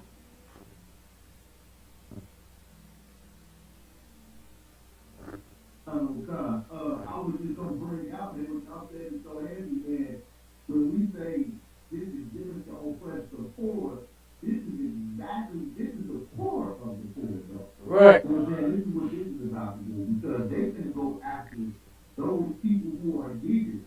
They don't actually have 9 to 5. These are people who got contract jobs, and, you know what I'm saying, like the Hispanic brothers that's out there, you know what I'm saying, working a little bit here, a little bit there in the contract, and they don't make a week-to-week paycheck. You know what I'm saying? You gotta find that job. You gotta be a driver or like DoorDash or somebody like that. These are the type of people that they're gonna go after with that, man. And what Right. I'm saying is so right, man. It's so heavy that we recognize that this ain't just the poor. This is the poorest of the poor. So, Damn right. folks like to include themselves in that. You know what I'm saying? Every other nation will say, we poor too. But you ain't poor like these people.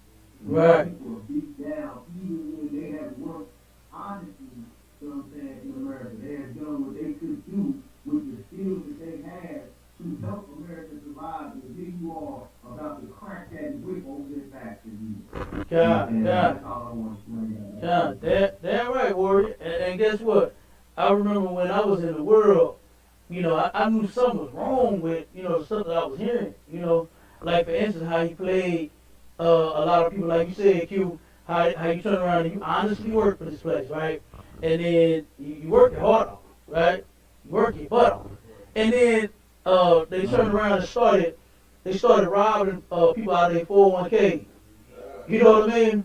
Like all of a sudden, now this money that you set aside for me, right when it's time for me to retire, right? Now I don't have no money. You understand? And I was like trying to figure it out. Like, why is this happening? Why? You know what I mean? I couldn't understand then. But now I know. It's because the people that oppress poor blacks, Hispanics, and Native Indians, they are the devil, the Bible speaks of. That's the only answer to that. You understand? That's the only answer I can give you. You understand? To sum it all up, this is why it happened. Because they are the devil, the Bible speaks of. They don't get no better than that.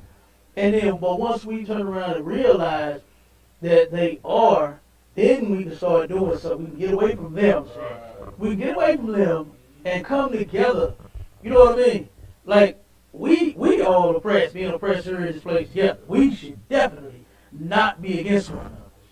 You know what I mean? I don't understand it. Every black household is going through the same things.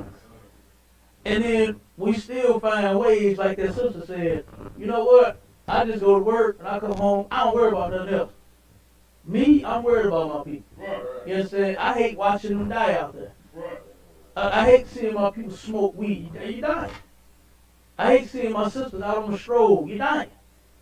I hate seeing my people smoking crack. You're dying. You understand? And one day you're going to be in a box. One day you will. You know? Young as hell.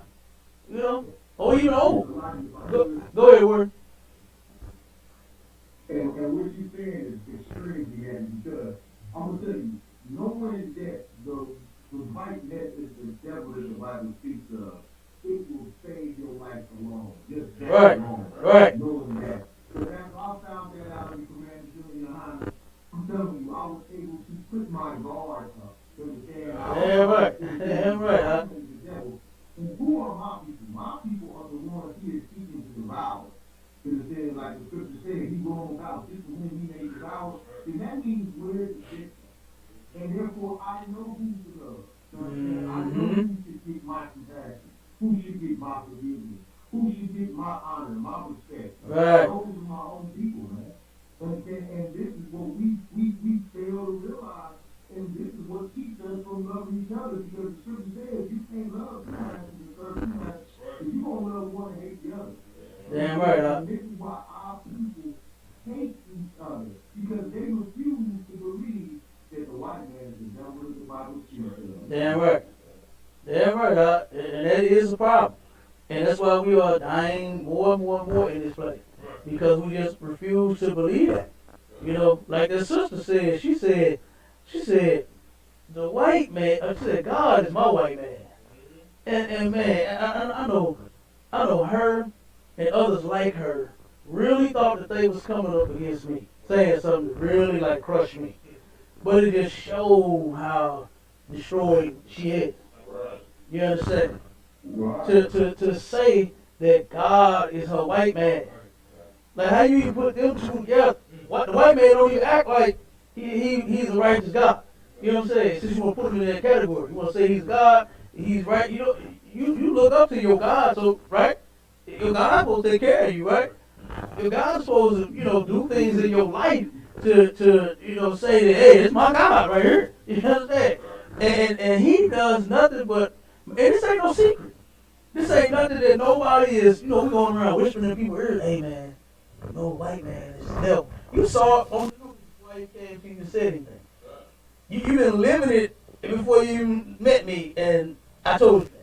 You know what I mean? And this is and like I said, others like her, man, that is terrible. The Commander Junior Hunter and the ISPK is absolutely vital, man, to our existence.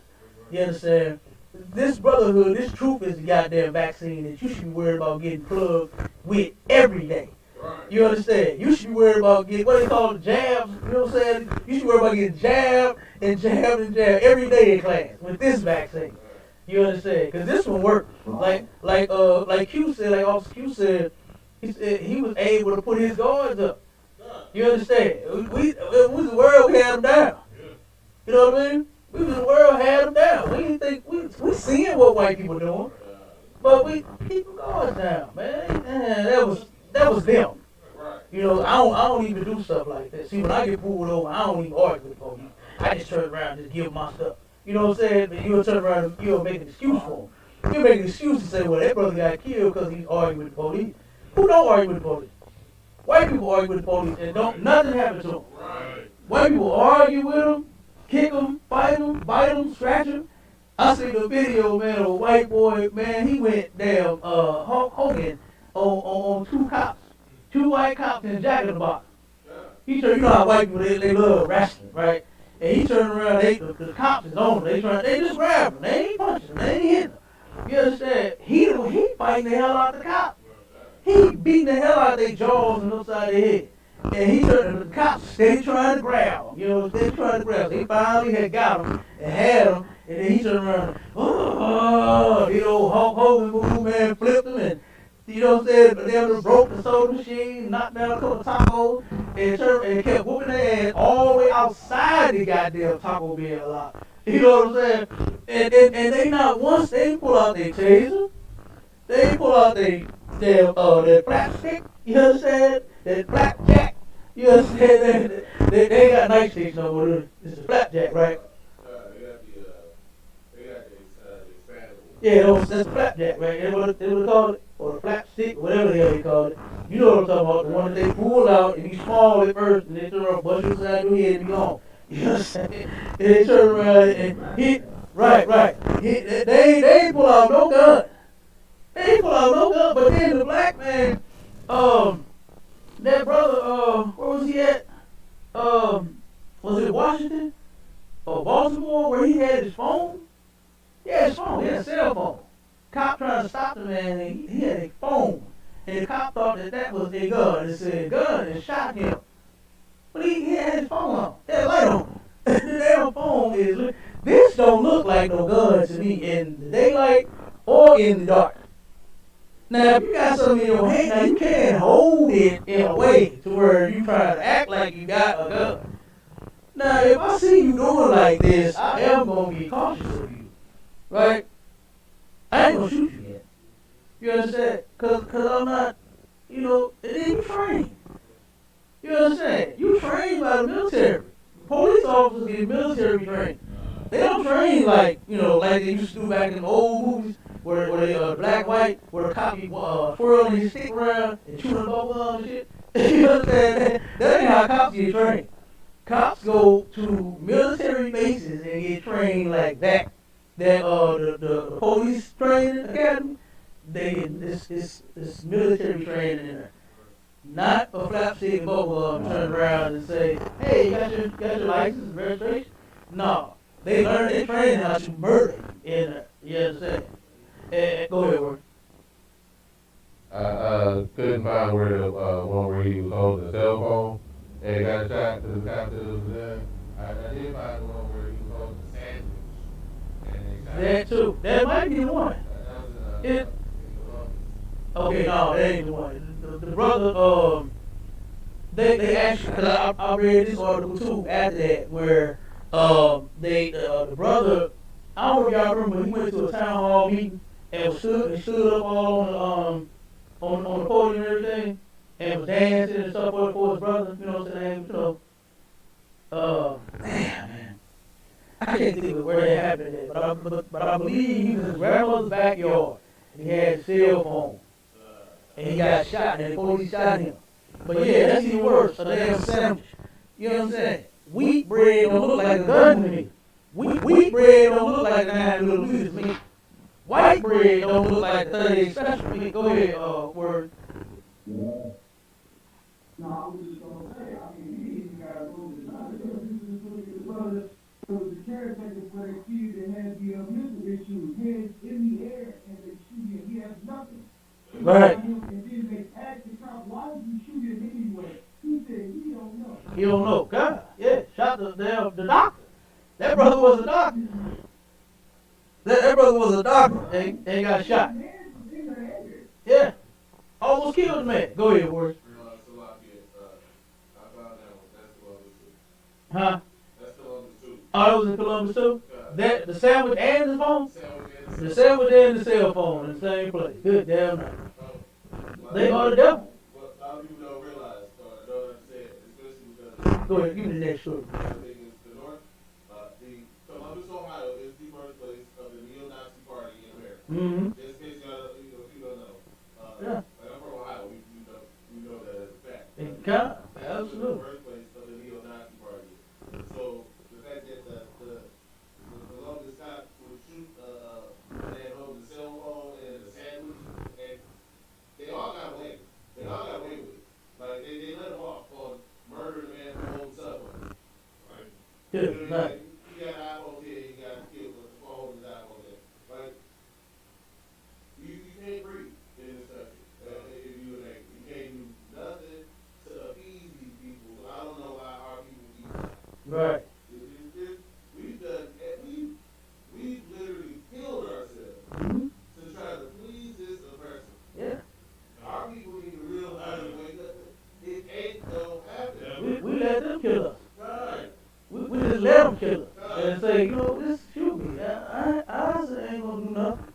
You know what I mean?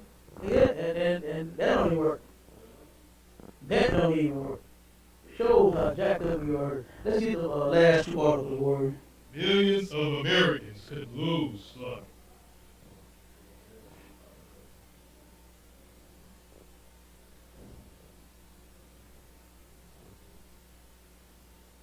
So they pop up. Take your time. You get a lot of those. Oh, I hate that damn man. Why you gotta pop this junk up on what I'm doing? You know what I'm saying? I'm not even on what you're doing. I'm doing what I'm doing. And I still get popped up on that damn thing. Oh, man.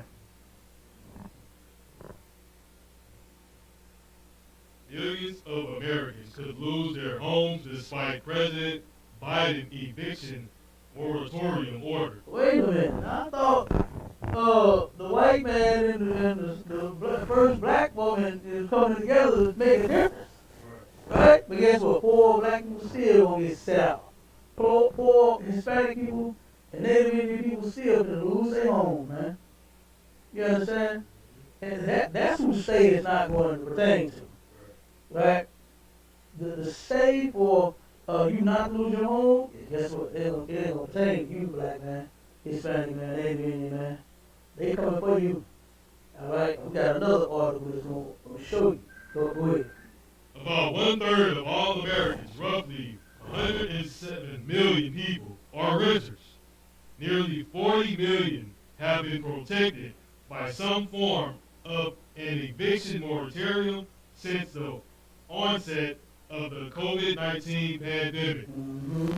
But the scattershot collection of local, state, and federal protections have made navigating the bureaucratic process nearly impossible for the average tenant. Mm-hmm. Got a little more? Okay. Give me a little more. Housing experts and advocates said loopholes within the executive order must be addressed to keep millions safely in their homes in the middle of a deadly pandemic. There's more already. You know what? Jump to the next one. We're close to the time anyway. Jump to the last one. Like I said, it's going to be a lot of black people, man, Hispanic people losing their home, regardless to this stay that Joe Biden put in place. You know what I'm saying? Don't ever think that they are going to do anything that's going to help benefit you. Because look at what they do. They turn around, gave you, a little extra on your unemployment, extra 6, right? Then they turn around, now they want 6 back. You know what I'm saying? They turn around and, what else was they doing during the pandemic? They already giving out the business loans so that the little small businesses wouldn't look, but there's so many black people, so many black people and Hispanic people tried to take advantage of that and got denied and lost their business. You know what I mean? Our business is struggling like crazy any damn way. Due to all of the other nations, people have their business to set up in our goddamn community. I don't see no black business set up in a Arab community. Yeah, I see black businesses set up in white communities. You know what I'm saying? It's very seldom, very few, 1 or 2. You know what I'm saying? That really make it. Okay? And guess what? We're going to try that. In fact, when I had my barbecue out of Hazelwood, there's a lot of neighbors out there. But still, for a business, they make it hard for you. They make it hard for you. Ain't no lot of black business out of Hazelwood. You know what I mean? And what they did to me, they tried to, prevent me from getting my business on both of them. I had 2 shops. And on the first one, they came in, and I had to straight argue with the inspector because if one wall had drywall, whoever had it for me was renting the space, and they was, fixing it up. And they hung one. It was 2 big walls. 2 was concrete, the front one and the back one, and then the other 2 on the side. And 2 on the side, right? And hung one wall completely, and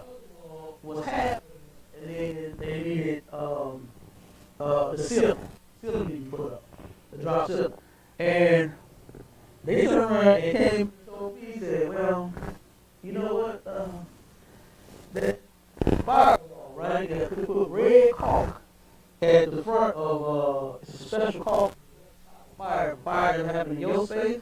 It just helps slow down the fire from spreading to the people on the side of your neck.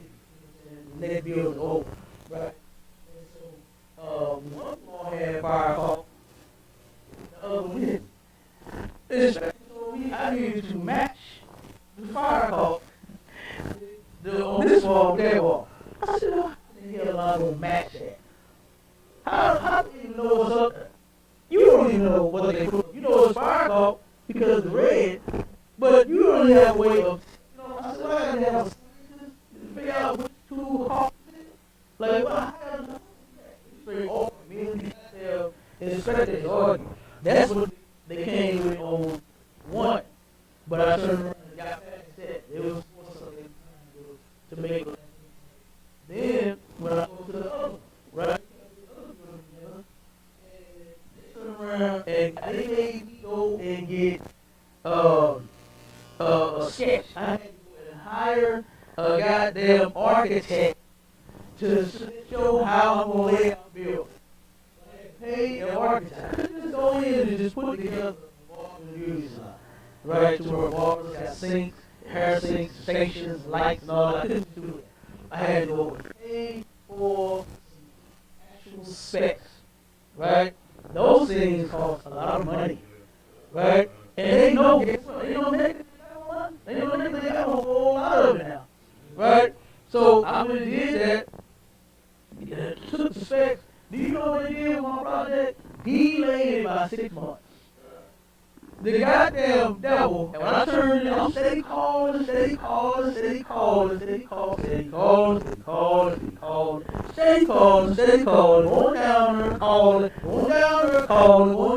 calling. And then one day, at 6 months, he said, oh shit, it's right here on my desk. Let me put it through, I'll call you back. And hung up the damn phone. He knew what he was doing, man.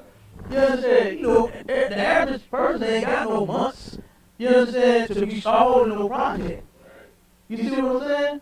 The same with a home. You got a home for sale. You ain't got no 6 goddamn months to get it on the market. You gotta fix it in a month and then get it out there so it can get sold.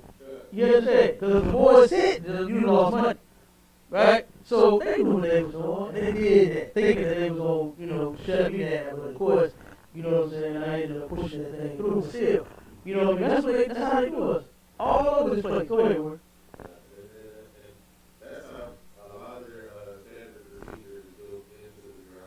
You got the last one. So that way, he keeps certain type of people out. That 6 month wait, that was most likely sad. I know they acted like they didn't do that, it was fine. Yeah. It was most likely sad. Because people, like you were saying, they can't wait 6 months. They need to get that business up and running. But you got to find that go back there, and you can cover yourself for up to a year, and you're invested in the business because you have other sources of revenue going in. Then you know that, and there's only usually a couple of people who are like that. You have that generational level to be able to do something like that.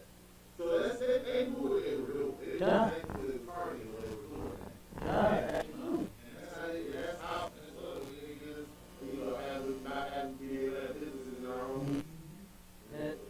And I ended up losing a couple of styles I had that was going to be working in the building, and they couldn't wait. Yeah, they got 6 months to wait. They're trying to get paid right now. We had the thing set to where it would have been a month, no more than 2. We did it up. You know what I mean? I had everybody in line, all my workers, everybody. Project would have been finished. But we said, I got to wait on it, because the inspector, he got to come out, and he got to look, he got to come in, he got to make sure that you know everything had to be inspected. Right? So each thing that we did, like once the lights was hung, I had to have him come in and inspect the lights. Once the ceiling was hung, he had to come in, yes, dates, yes, okay, we'll come on this day. Right? And this was after the 6 months. It wasn't even the 6 months. Right? Then after that, it was, okay, we'll come to we'll see house Tuesday next week. Then they come on to inspect the ceiling. Then they come on to inspect the drywall. Then they come on to inspect the fire hall. Then they come on to inspect the sink. Then they, like you said, keep certain people out. You know, there are some brothers and sisters that got some money that could put a business together, but they know that they ain't got that kind of time. They sit and wait. They'll be the lost money. You understand? They know we got to get this thing rolling. You understand? That's how they do their business. When they put up a house, hell, they came up with a way to where they put it up in a month's time now. You understand? They prefab homes now, where they bring the damn walls and the bricks, and it ain't bricks no more, but they do the brick press. You understand? They go all that in the shop. They got a big gigantic warehouse. They build the damn walls and the sketch, you know, they go off the specs and sketch everything, and they pour the concrete, you know, the foundation. They do that on the site, but then after that, they can lay all the walls and stairs, everything already put together, and then throw that thing, they put the roof on the roof already put together, all that. You know what I'm saying? It's where he ain't wasting no time doing nothing he doing. It's gonna get sold, it's gonna get it in a month, and he doing everything like that. But then you need some special specs. We need to know exactly what you're doing with this place. You know what I mean? And then, like I said, they push my project so far back. You know what I mean? But hey, they are the devil, the Bible speaks of. You know what I'm saying? And the water for that compliment about general wealth. You know what I'm saying? I had a little wealth back then. That's why I needed, you know what I'm saying, made it through. But still, that was still a difficult time. You know what I mean? Because then at the same time, while I'm pressing them, I got people pressing me. Because that was the area. You know what I'm saying? Out there in Village Square and then across where the Calvert Express is, where the hotel is at. That's the area out there. You know, the McDonald's is right there. You know what I mean? The college is right there. Man, look, them two shops was popping. I had 10 stations in one and 8 in the other. You know what I'm saying? They was popping. But, like I said, you turn around, they pressing me. Like, damn, man, when is it going to be over? I'm like, hey, I'm on it. You know what I mean? And like I said, I lost, you know, potential people, but we ended up, you know, making up for it still. You know what I'm saying? Who wants to go through all that? The interview process, doing all that? I got to do it again? I already got my people lined up. They ready to work. And y'all bullshit. You know what I mean? Good night. Go ahead, read the last order, boy. Let's get about it. St. Louis landlords using alternate methods to evict during moratorium. Man, come on, man. You understand? Wait till you hear what they're doing. The landlords, and then they gave them an option too. They sent out money for them to let the tenants live and stay in the building, right? And I forgot how many millions of dollars it was. It was so many, I forgot how much money it was. But the landlords, they ended up giving them an option to where they could either take the money and let them stay, or take the money and put them out any damn way. You understand? That's what they doing. So you already know what the future holds for a lot of black and Hispanic people that can't pay their rent. They gonna collect the money. They still gonna get you out. Now they resorting to measures like this, illegal measures, right? Go ahead, read that. A heart-wrenching plea for help for a family facing eviction who called the You Paid For It team. Mm-hmm. They said the landlord in their South St. Louis apartment wanted them out when they couldn't keep up with the rent because of the COVID crisis. Man, now, why doesn't this white man get it? That it's a crisis, right?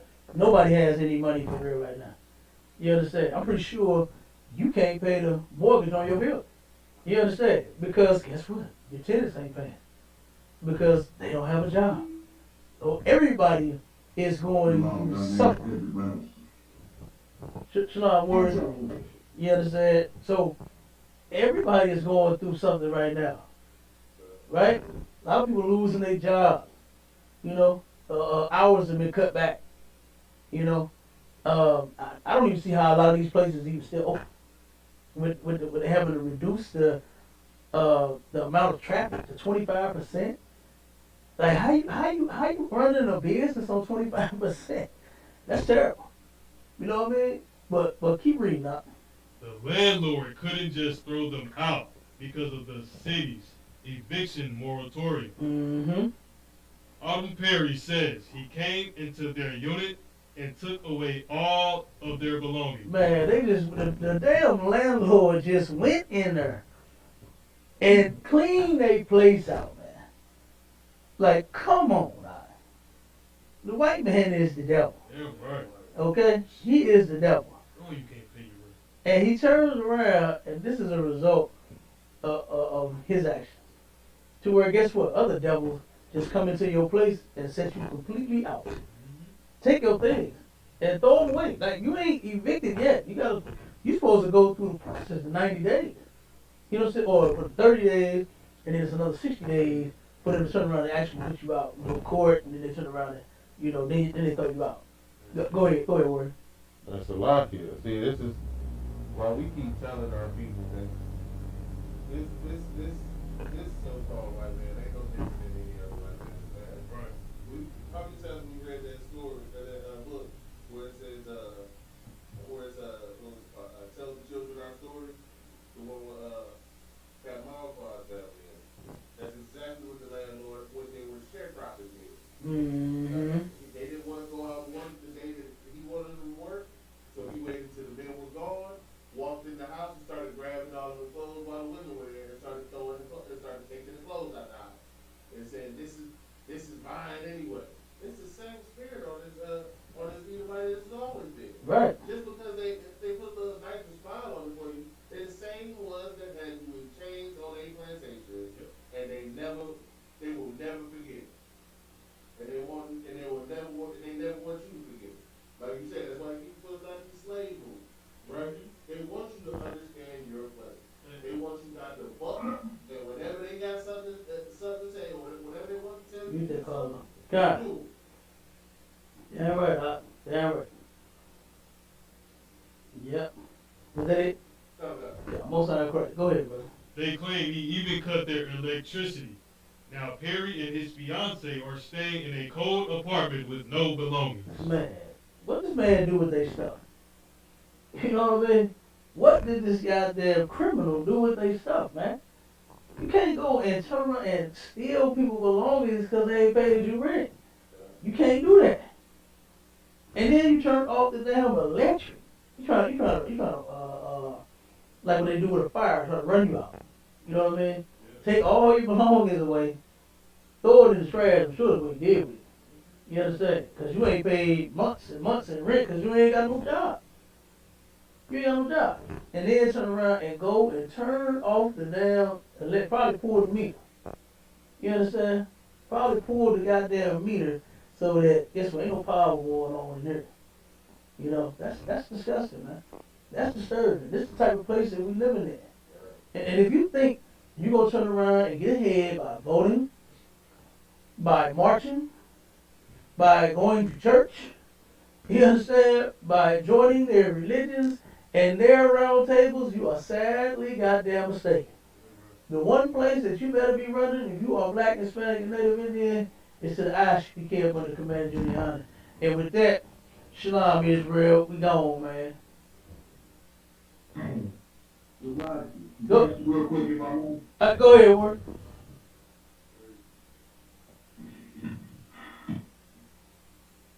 Shalom, I ask a question if I may. Go ahead, Warren. You got it. What's your question? Go ahead. Okay, I hear you guys talk a lot about how the oppressors kill us and stuff, in which I think in my mind, that's their job. But is it more important for us to worry about us killing each other? Well, first off, I don't know if you heard me, but we worry about everything that happens to blacks, Hispanics, and Native Indians. Okay? But most importantly, you have to know, in order to fix this situation, you are going to have to know who your enemy is. You understand? I feel Like we're not going to be able to turn this thing around, simply, like what the Christians in the church do, just preach about Jesus, right? All about the love of Jesus. God is all love and all that nice stuff, right? And guess what? We ain't gonna fix it just by saying that there should be no black on black crime. We know that there should be no black on black crime. But why is there black on black crime? Why is the rate of brothers murdering each other at 8,000 a year. It's because of someone and something. It was forced on us, bruh. You understand? So we're going to bring out the fact that the oppressor is murdering us just as well as we got a class called brotherhood class. To where you learn how to treat your brother and your goddamn sister. You understand? To where you ain't stealing from them. You're not murdering them. You're not sleeping with their woman. You're not molesting their children. You're going to learn that and we got a brotherhood class. So we are worried about that as well. You understand? So like I said, Commander Junior Hunter has the solutions for all of our problems. All you got to do is come here. And guess what? I ain't gonna front.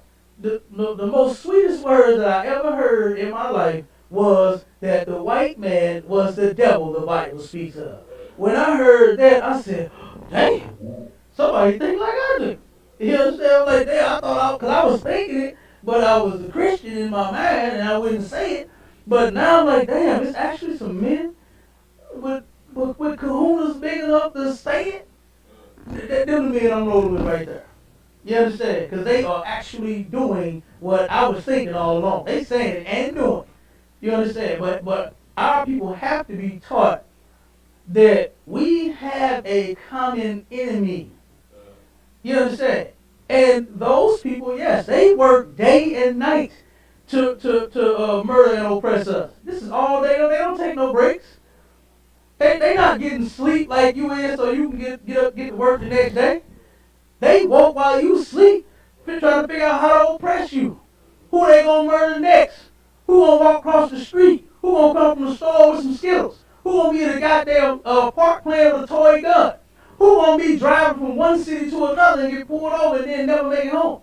That's what they worry about doing to you. So you goddamn right. It is essential to turn around and tell our people that the white man, our oppressors, they are the devil. And yeah, and it's just the same again. And then guess what? We can start fixing each other once we do that. Once we learn that, then guess what? We can turn around because guess what? It stopped. I ain't gonna front. I was a hood nigga. You understand? Did some hood things. Almost took some people out. I almost got taken out myself. But now that I know that they're my brothers, guess what? I'll never do that stuff again. You understand? Now that I know that black men, Hispanic men, Native Indian men are my brothers, and that the other people that force gangs and drugs and everything else on me, that they are the problem and they are the enemy, now I can come together with my brothers. You understand? Now we can, what did California do? A truce? You understand? Now we doing a real truce up in ISUK. This is where the one and only truce happens at. You understand? To where brothers is dropping them guns. Well, we still got our guns. Ain't nothing wrong with leaving a lawful gun. Ain't nothing wrong with that. You understand? But we ain't pulling them on each other no more. You understand? So, yeah, it's important for us to know that we are brothers and sisters and we shouldn't be doing crimes against one another. And it's more important for our people to know that we have a common enemy. You understand? Hold on one second, brother. You want to say something? Just to, piggyback on what you said, One of our biggest problems as a people is we worship so-called white man. The image of our Lord and Savior in our mind is the white man. Right. So we have to bring light and show what that white man really is, and show him as the devil, so that way our people can stop putting their love into that man and trying to be like him, because he is the murderer, he is the rapist, he is the drug dealer, and our people only start to inherit those attributes when we want to be like our oppressor. Right. When we realize the oppressor is the devil, and the oppressor is like I said, the devil the Bible speaks of, then we'll stop loving him. And then once we stop loving him, we can fix ourselves. Damn right. Damn right, warrior. Hey, brother, that's on the line. What's your name, brother? Young man, Seth Graham from Kansas City. Young man, most high Christ, brother. You know a little bit about slavery? Yes, sir. Do you know that back in slavery, um, white men used to make black men fight and kill each other for entertainment, for sport? Yes, I know that, sir. That's where black on black crime started. You understand? Now, of course, it's wrong for our brothers to. It's like you not too far from here, right? You say you're in Kansas City, St. Louis, man. Damn near every night, I turn around and wake up the next morning, and there's like 2 and 3 and 4 people being shot and killed in St. Louis, right? Same here, man. Same here. I'm sorry. Damn right, huh? And you in the right place to where you gonna help fix it now. You understand? That's gonna be your job, right? And I turn around and I see that's every day. Now those brothers that's doing that, they are wrong, but there is a like when you go to the doctor, right? And you complain about your head is hurt, your doctor is going to diagnose you and get to the root of why your head hurt, right? And that's what Commander Junior Hunter of the ISUPK does. Is he done got to the root of the problem. You understand? And the root of our problem is our oppressors, man. And ain't no way around that. You understand? There is no way around that, brother. We can't turn around and say that we're going to fix anything in the black community without pointing that finger and that blame on that one goddamn person who's responsible for it all. Who put whoredom in the black community? You can go back to the 60s. You ain't got to go all the way back to the beginning of time, right? And what they say, the Bible days, we're going all the way back with Sarah. You understand? We can go right back with Wilma, you understand, in the 60s. Right? Black women wasn't extreme whores back then. You understand? Black men wasn't extreme whoremongers back then. Black men wasn't drug addicts. Black women wasn't dope fiends and prostitutes and all this stuff that we is now. But once we integrated with this place, now what is the black community? Completely destroyed. You understand? So we can't fix that without going to the root of the problem. The doctor that you gotta come see is Commander Junior Hunter. He gonna sit down and guess what? And I'm one of the what you call the people that work in the office. Give me the name of the people that work in the office. We the nurses and what else? The who? The receptionists and all that. We the people that work in the office with them, right? And guess what? Guess what? Everybody that work in their doctor office is pushing whatever the doctor is doing. You understand? They supporting the doctor. We all support Commander Junior Hunter, and guess what? That's why we get into the root of your problem. To let you know that the problem is our oppressor. You understand? Now that I know that, like oh, damn right, word. Just like Officer Q said, when he was able to put his guards up, you understand? When you come in here, you learn how to fight, man. And you ain't coming in here to do like what they do in the Christian church.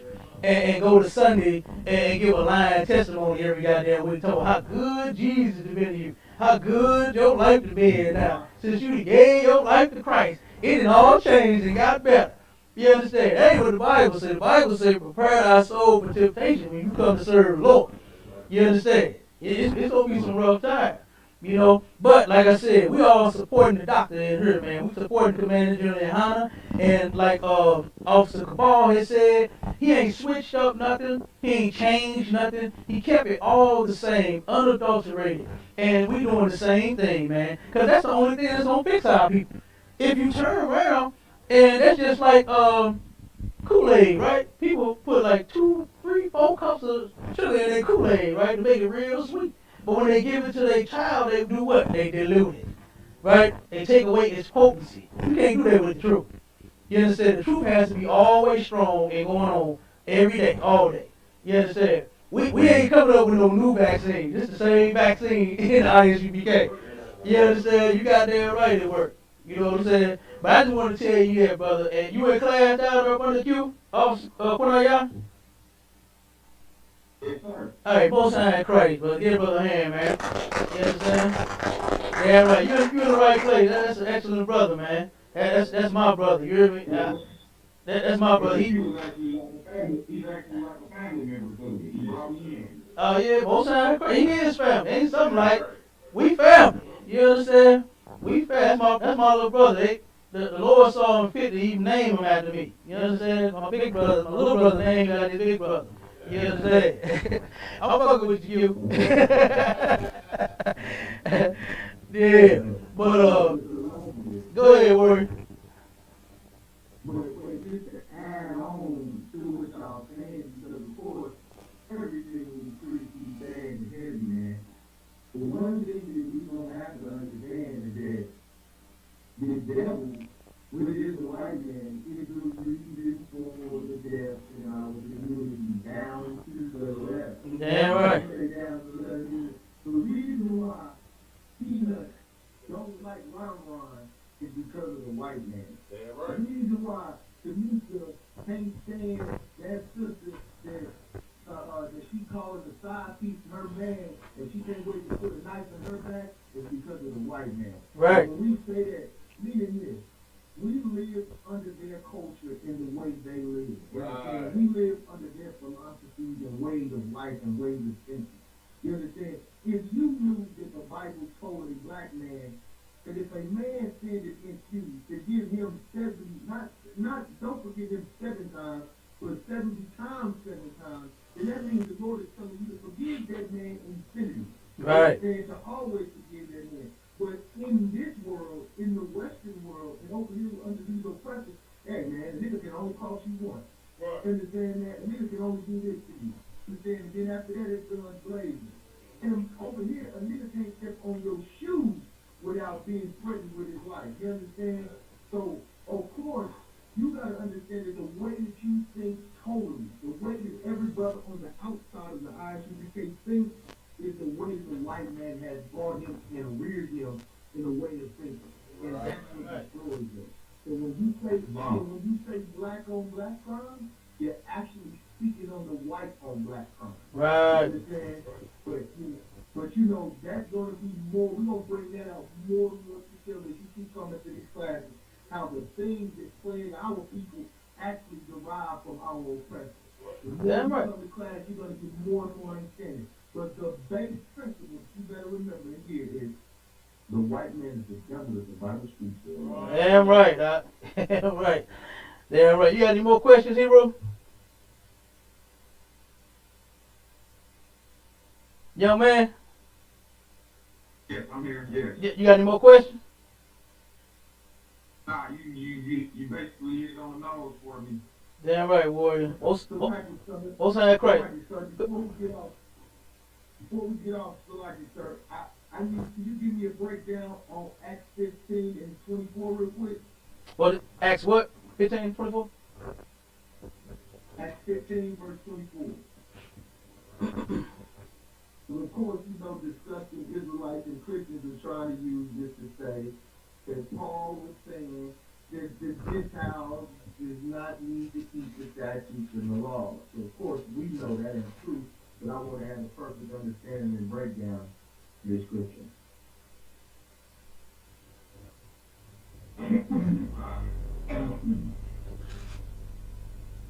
The book of Acts, chapter 15, verse 24. For as much as we have heard that certain which went out from us have troubled you with words, Mm-hmm.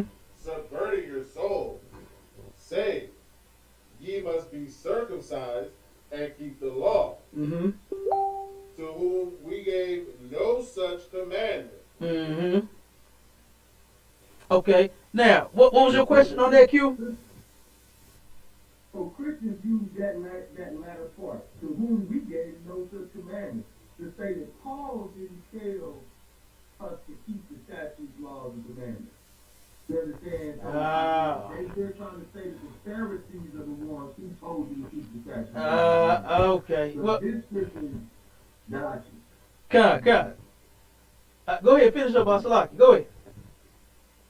But I was just saying, that right there, if you skip up 2 verse. You ain't got to do that.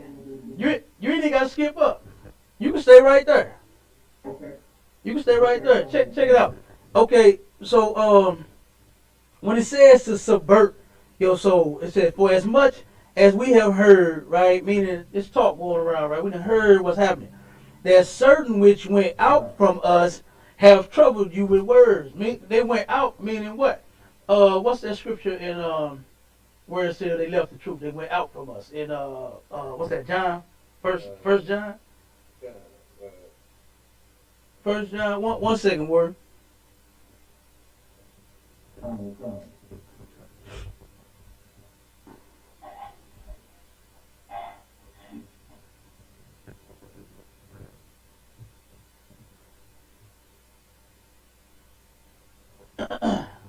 You know what I'm talking about? Well, don't worry about it. If you find it, let me know. But them going out from us, meaning that they left the truth, right? And so these is, fake Israelites, Christians basically, that came and heard the truth and then went out and started teaching their own thing like what they do, right? And then it says, subverting your soul. What does it mean to subvert your soul?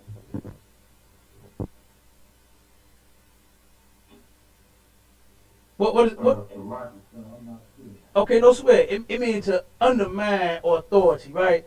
So Paul and Peter, you know what I'm saying, the true prophets, you know what I'm saying, our King Yahushua, that's the authority, right? And everybody under him was teaching what he taught them, right? So they go out and they are teaching people to undermine Christ's authority. You understand? Don't worry about what he taught you, what he said, right? Don't worry about what Paul and them saying. And then when it says, saying ye must be circumcised. Now, you know it was an argument that the 8th-day circumcision still had to be done. But, Paul was teaching that the 8th-day circumcision was not more important than the circumcision on your goddamn mind, your heart. You understand? Get your what did Master P say on that song? He said, "Bitch, get your mind right." You understand? Paul more concerned about you getting your mind right. You understand? Because you way past the 8th day, nigga. You 30 years old. You understand? You 55 years old. I mean, you probably still could go get circumcised, but that's not gonna fix you. You understand? That's not what's gonna get your mind right. Now, of course, we were supposed to be keeping that as, the Lord's chosen people. But so many of us was doing what? We living by, the other nation's culture. To where your mama wasn't even thinking about no damn 8-day, circumcision. Your daddy wasn't even thinking about that. He celebrating with the Romans. You know what I'm saying? He doing what other cultures is doing, right? And what other nations are doing. So all of that had been forgotten. So the battle with Paul at this time was like, that's not more important.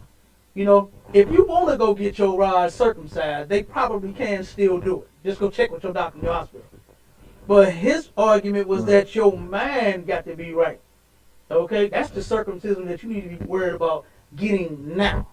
You understand? Not the 8th day, because you passed that. Right? But you can still come back and get your mind right, even though your rod ain't. You understand?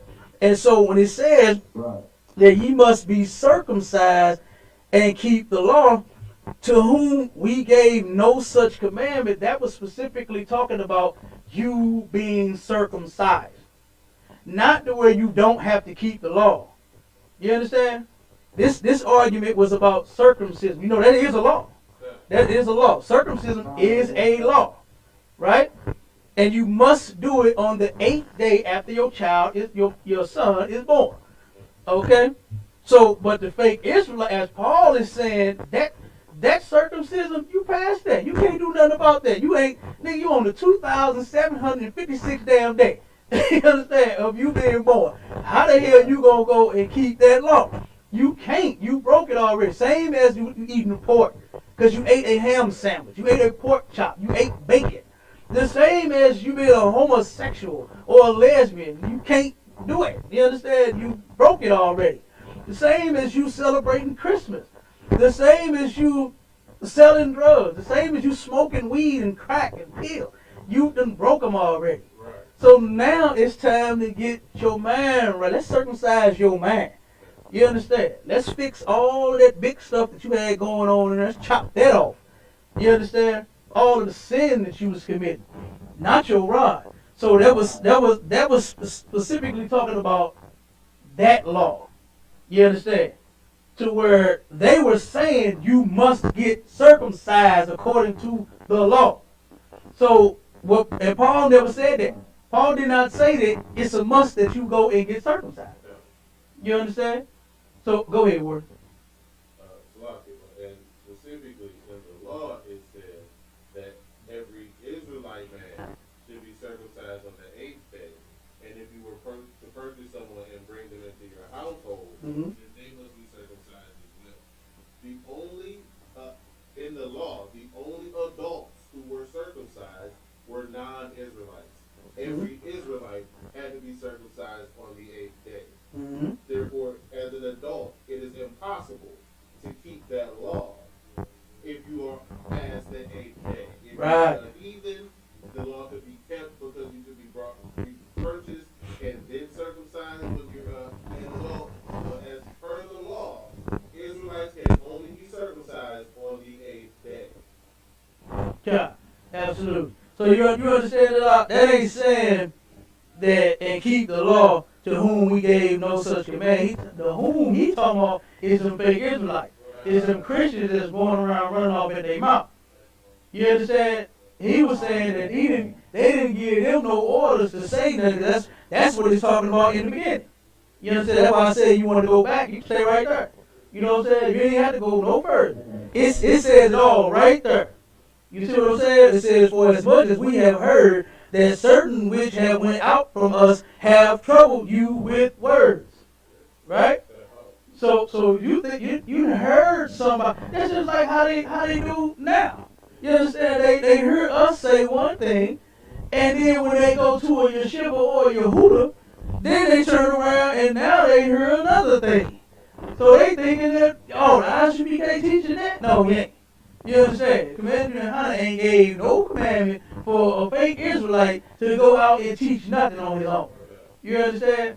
So that's the same thing. And then in the end where it said we gave no such commandment, that's talking about Paul and said we ain't told nobody to tell nobody none of that about you must be circumcised, right, and keep the law, right? Because like I said and like he said, you cannot keep that law. You passed the time. You passed the 8th day.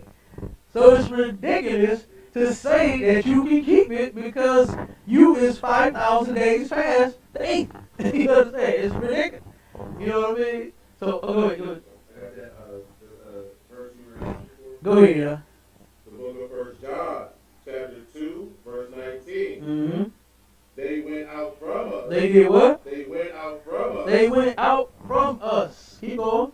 But they were not of us. They was not of us, right? Meaning that well, I was about to give it to you. Go ahead, keep reading. For if they had been of us. So if they had been ISUPK, then they would have done what?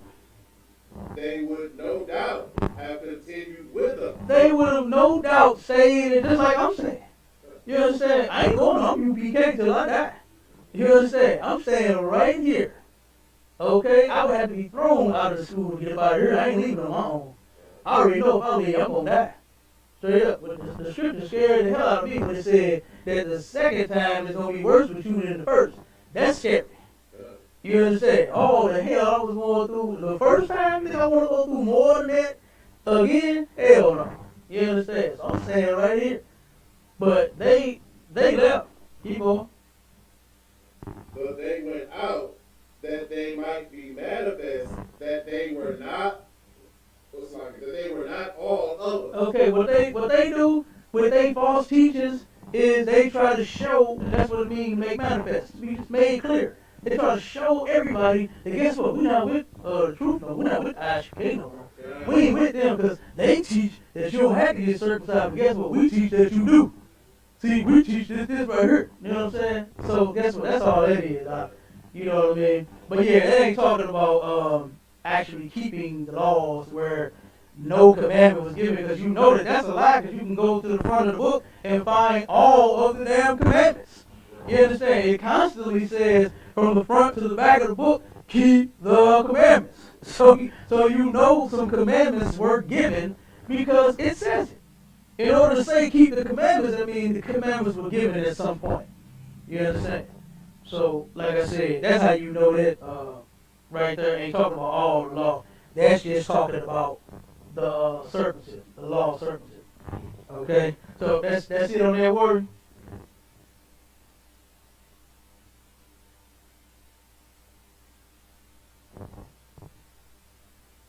Officer Q, that's it? That's all your questions? Alright, I guess that's it. Shalom, Israel.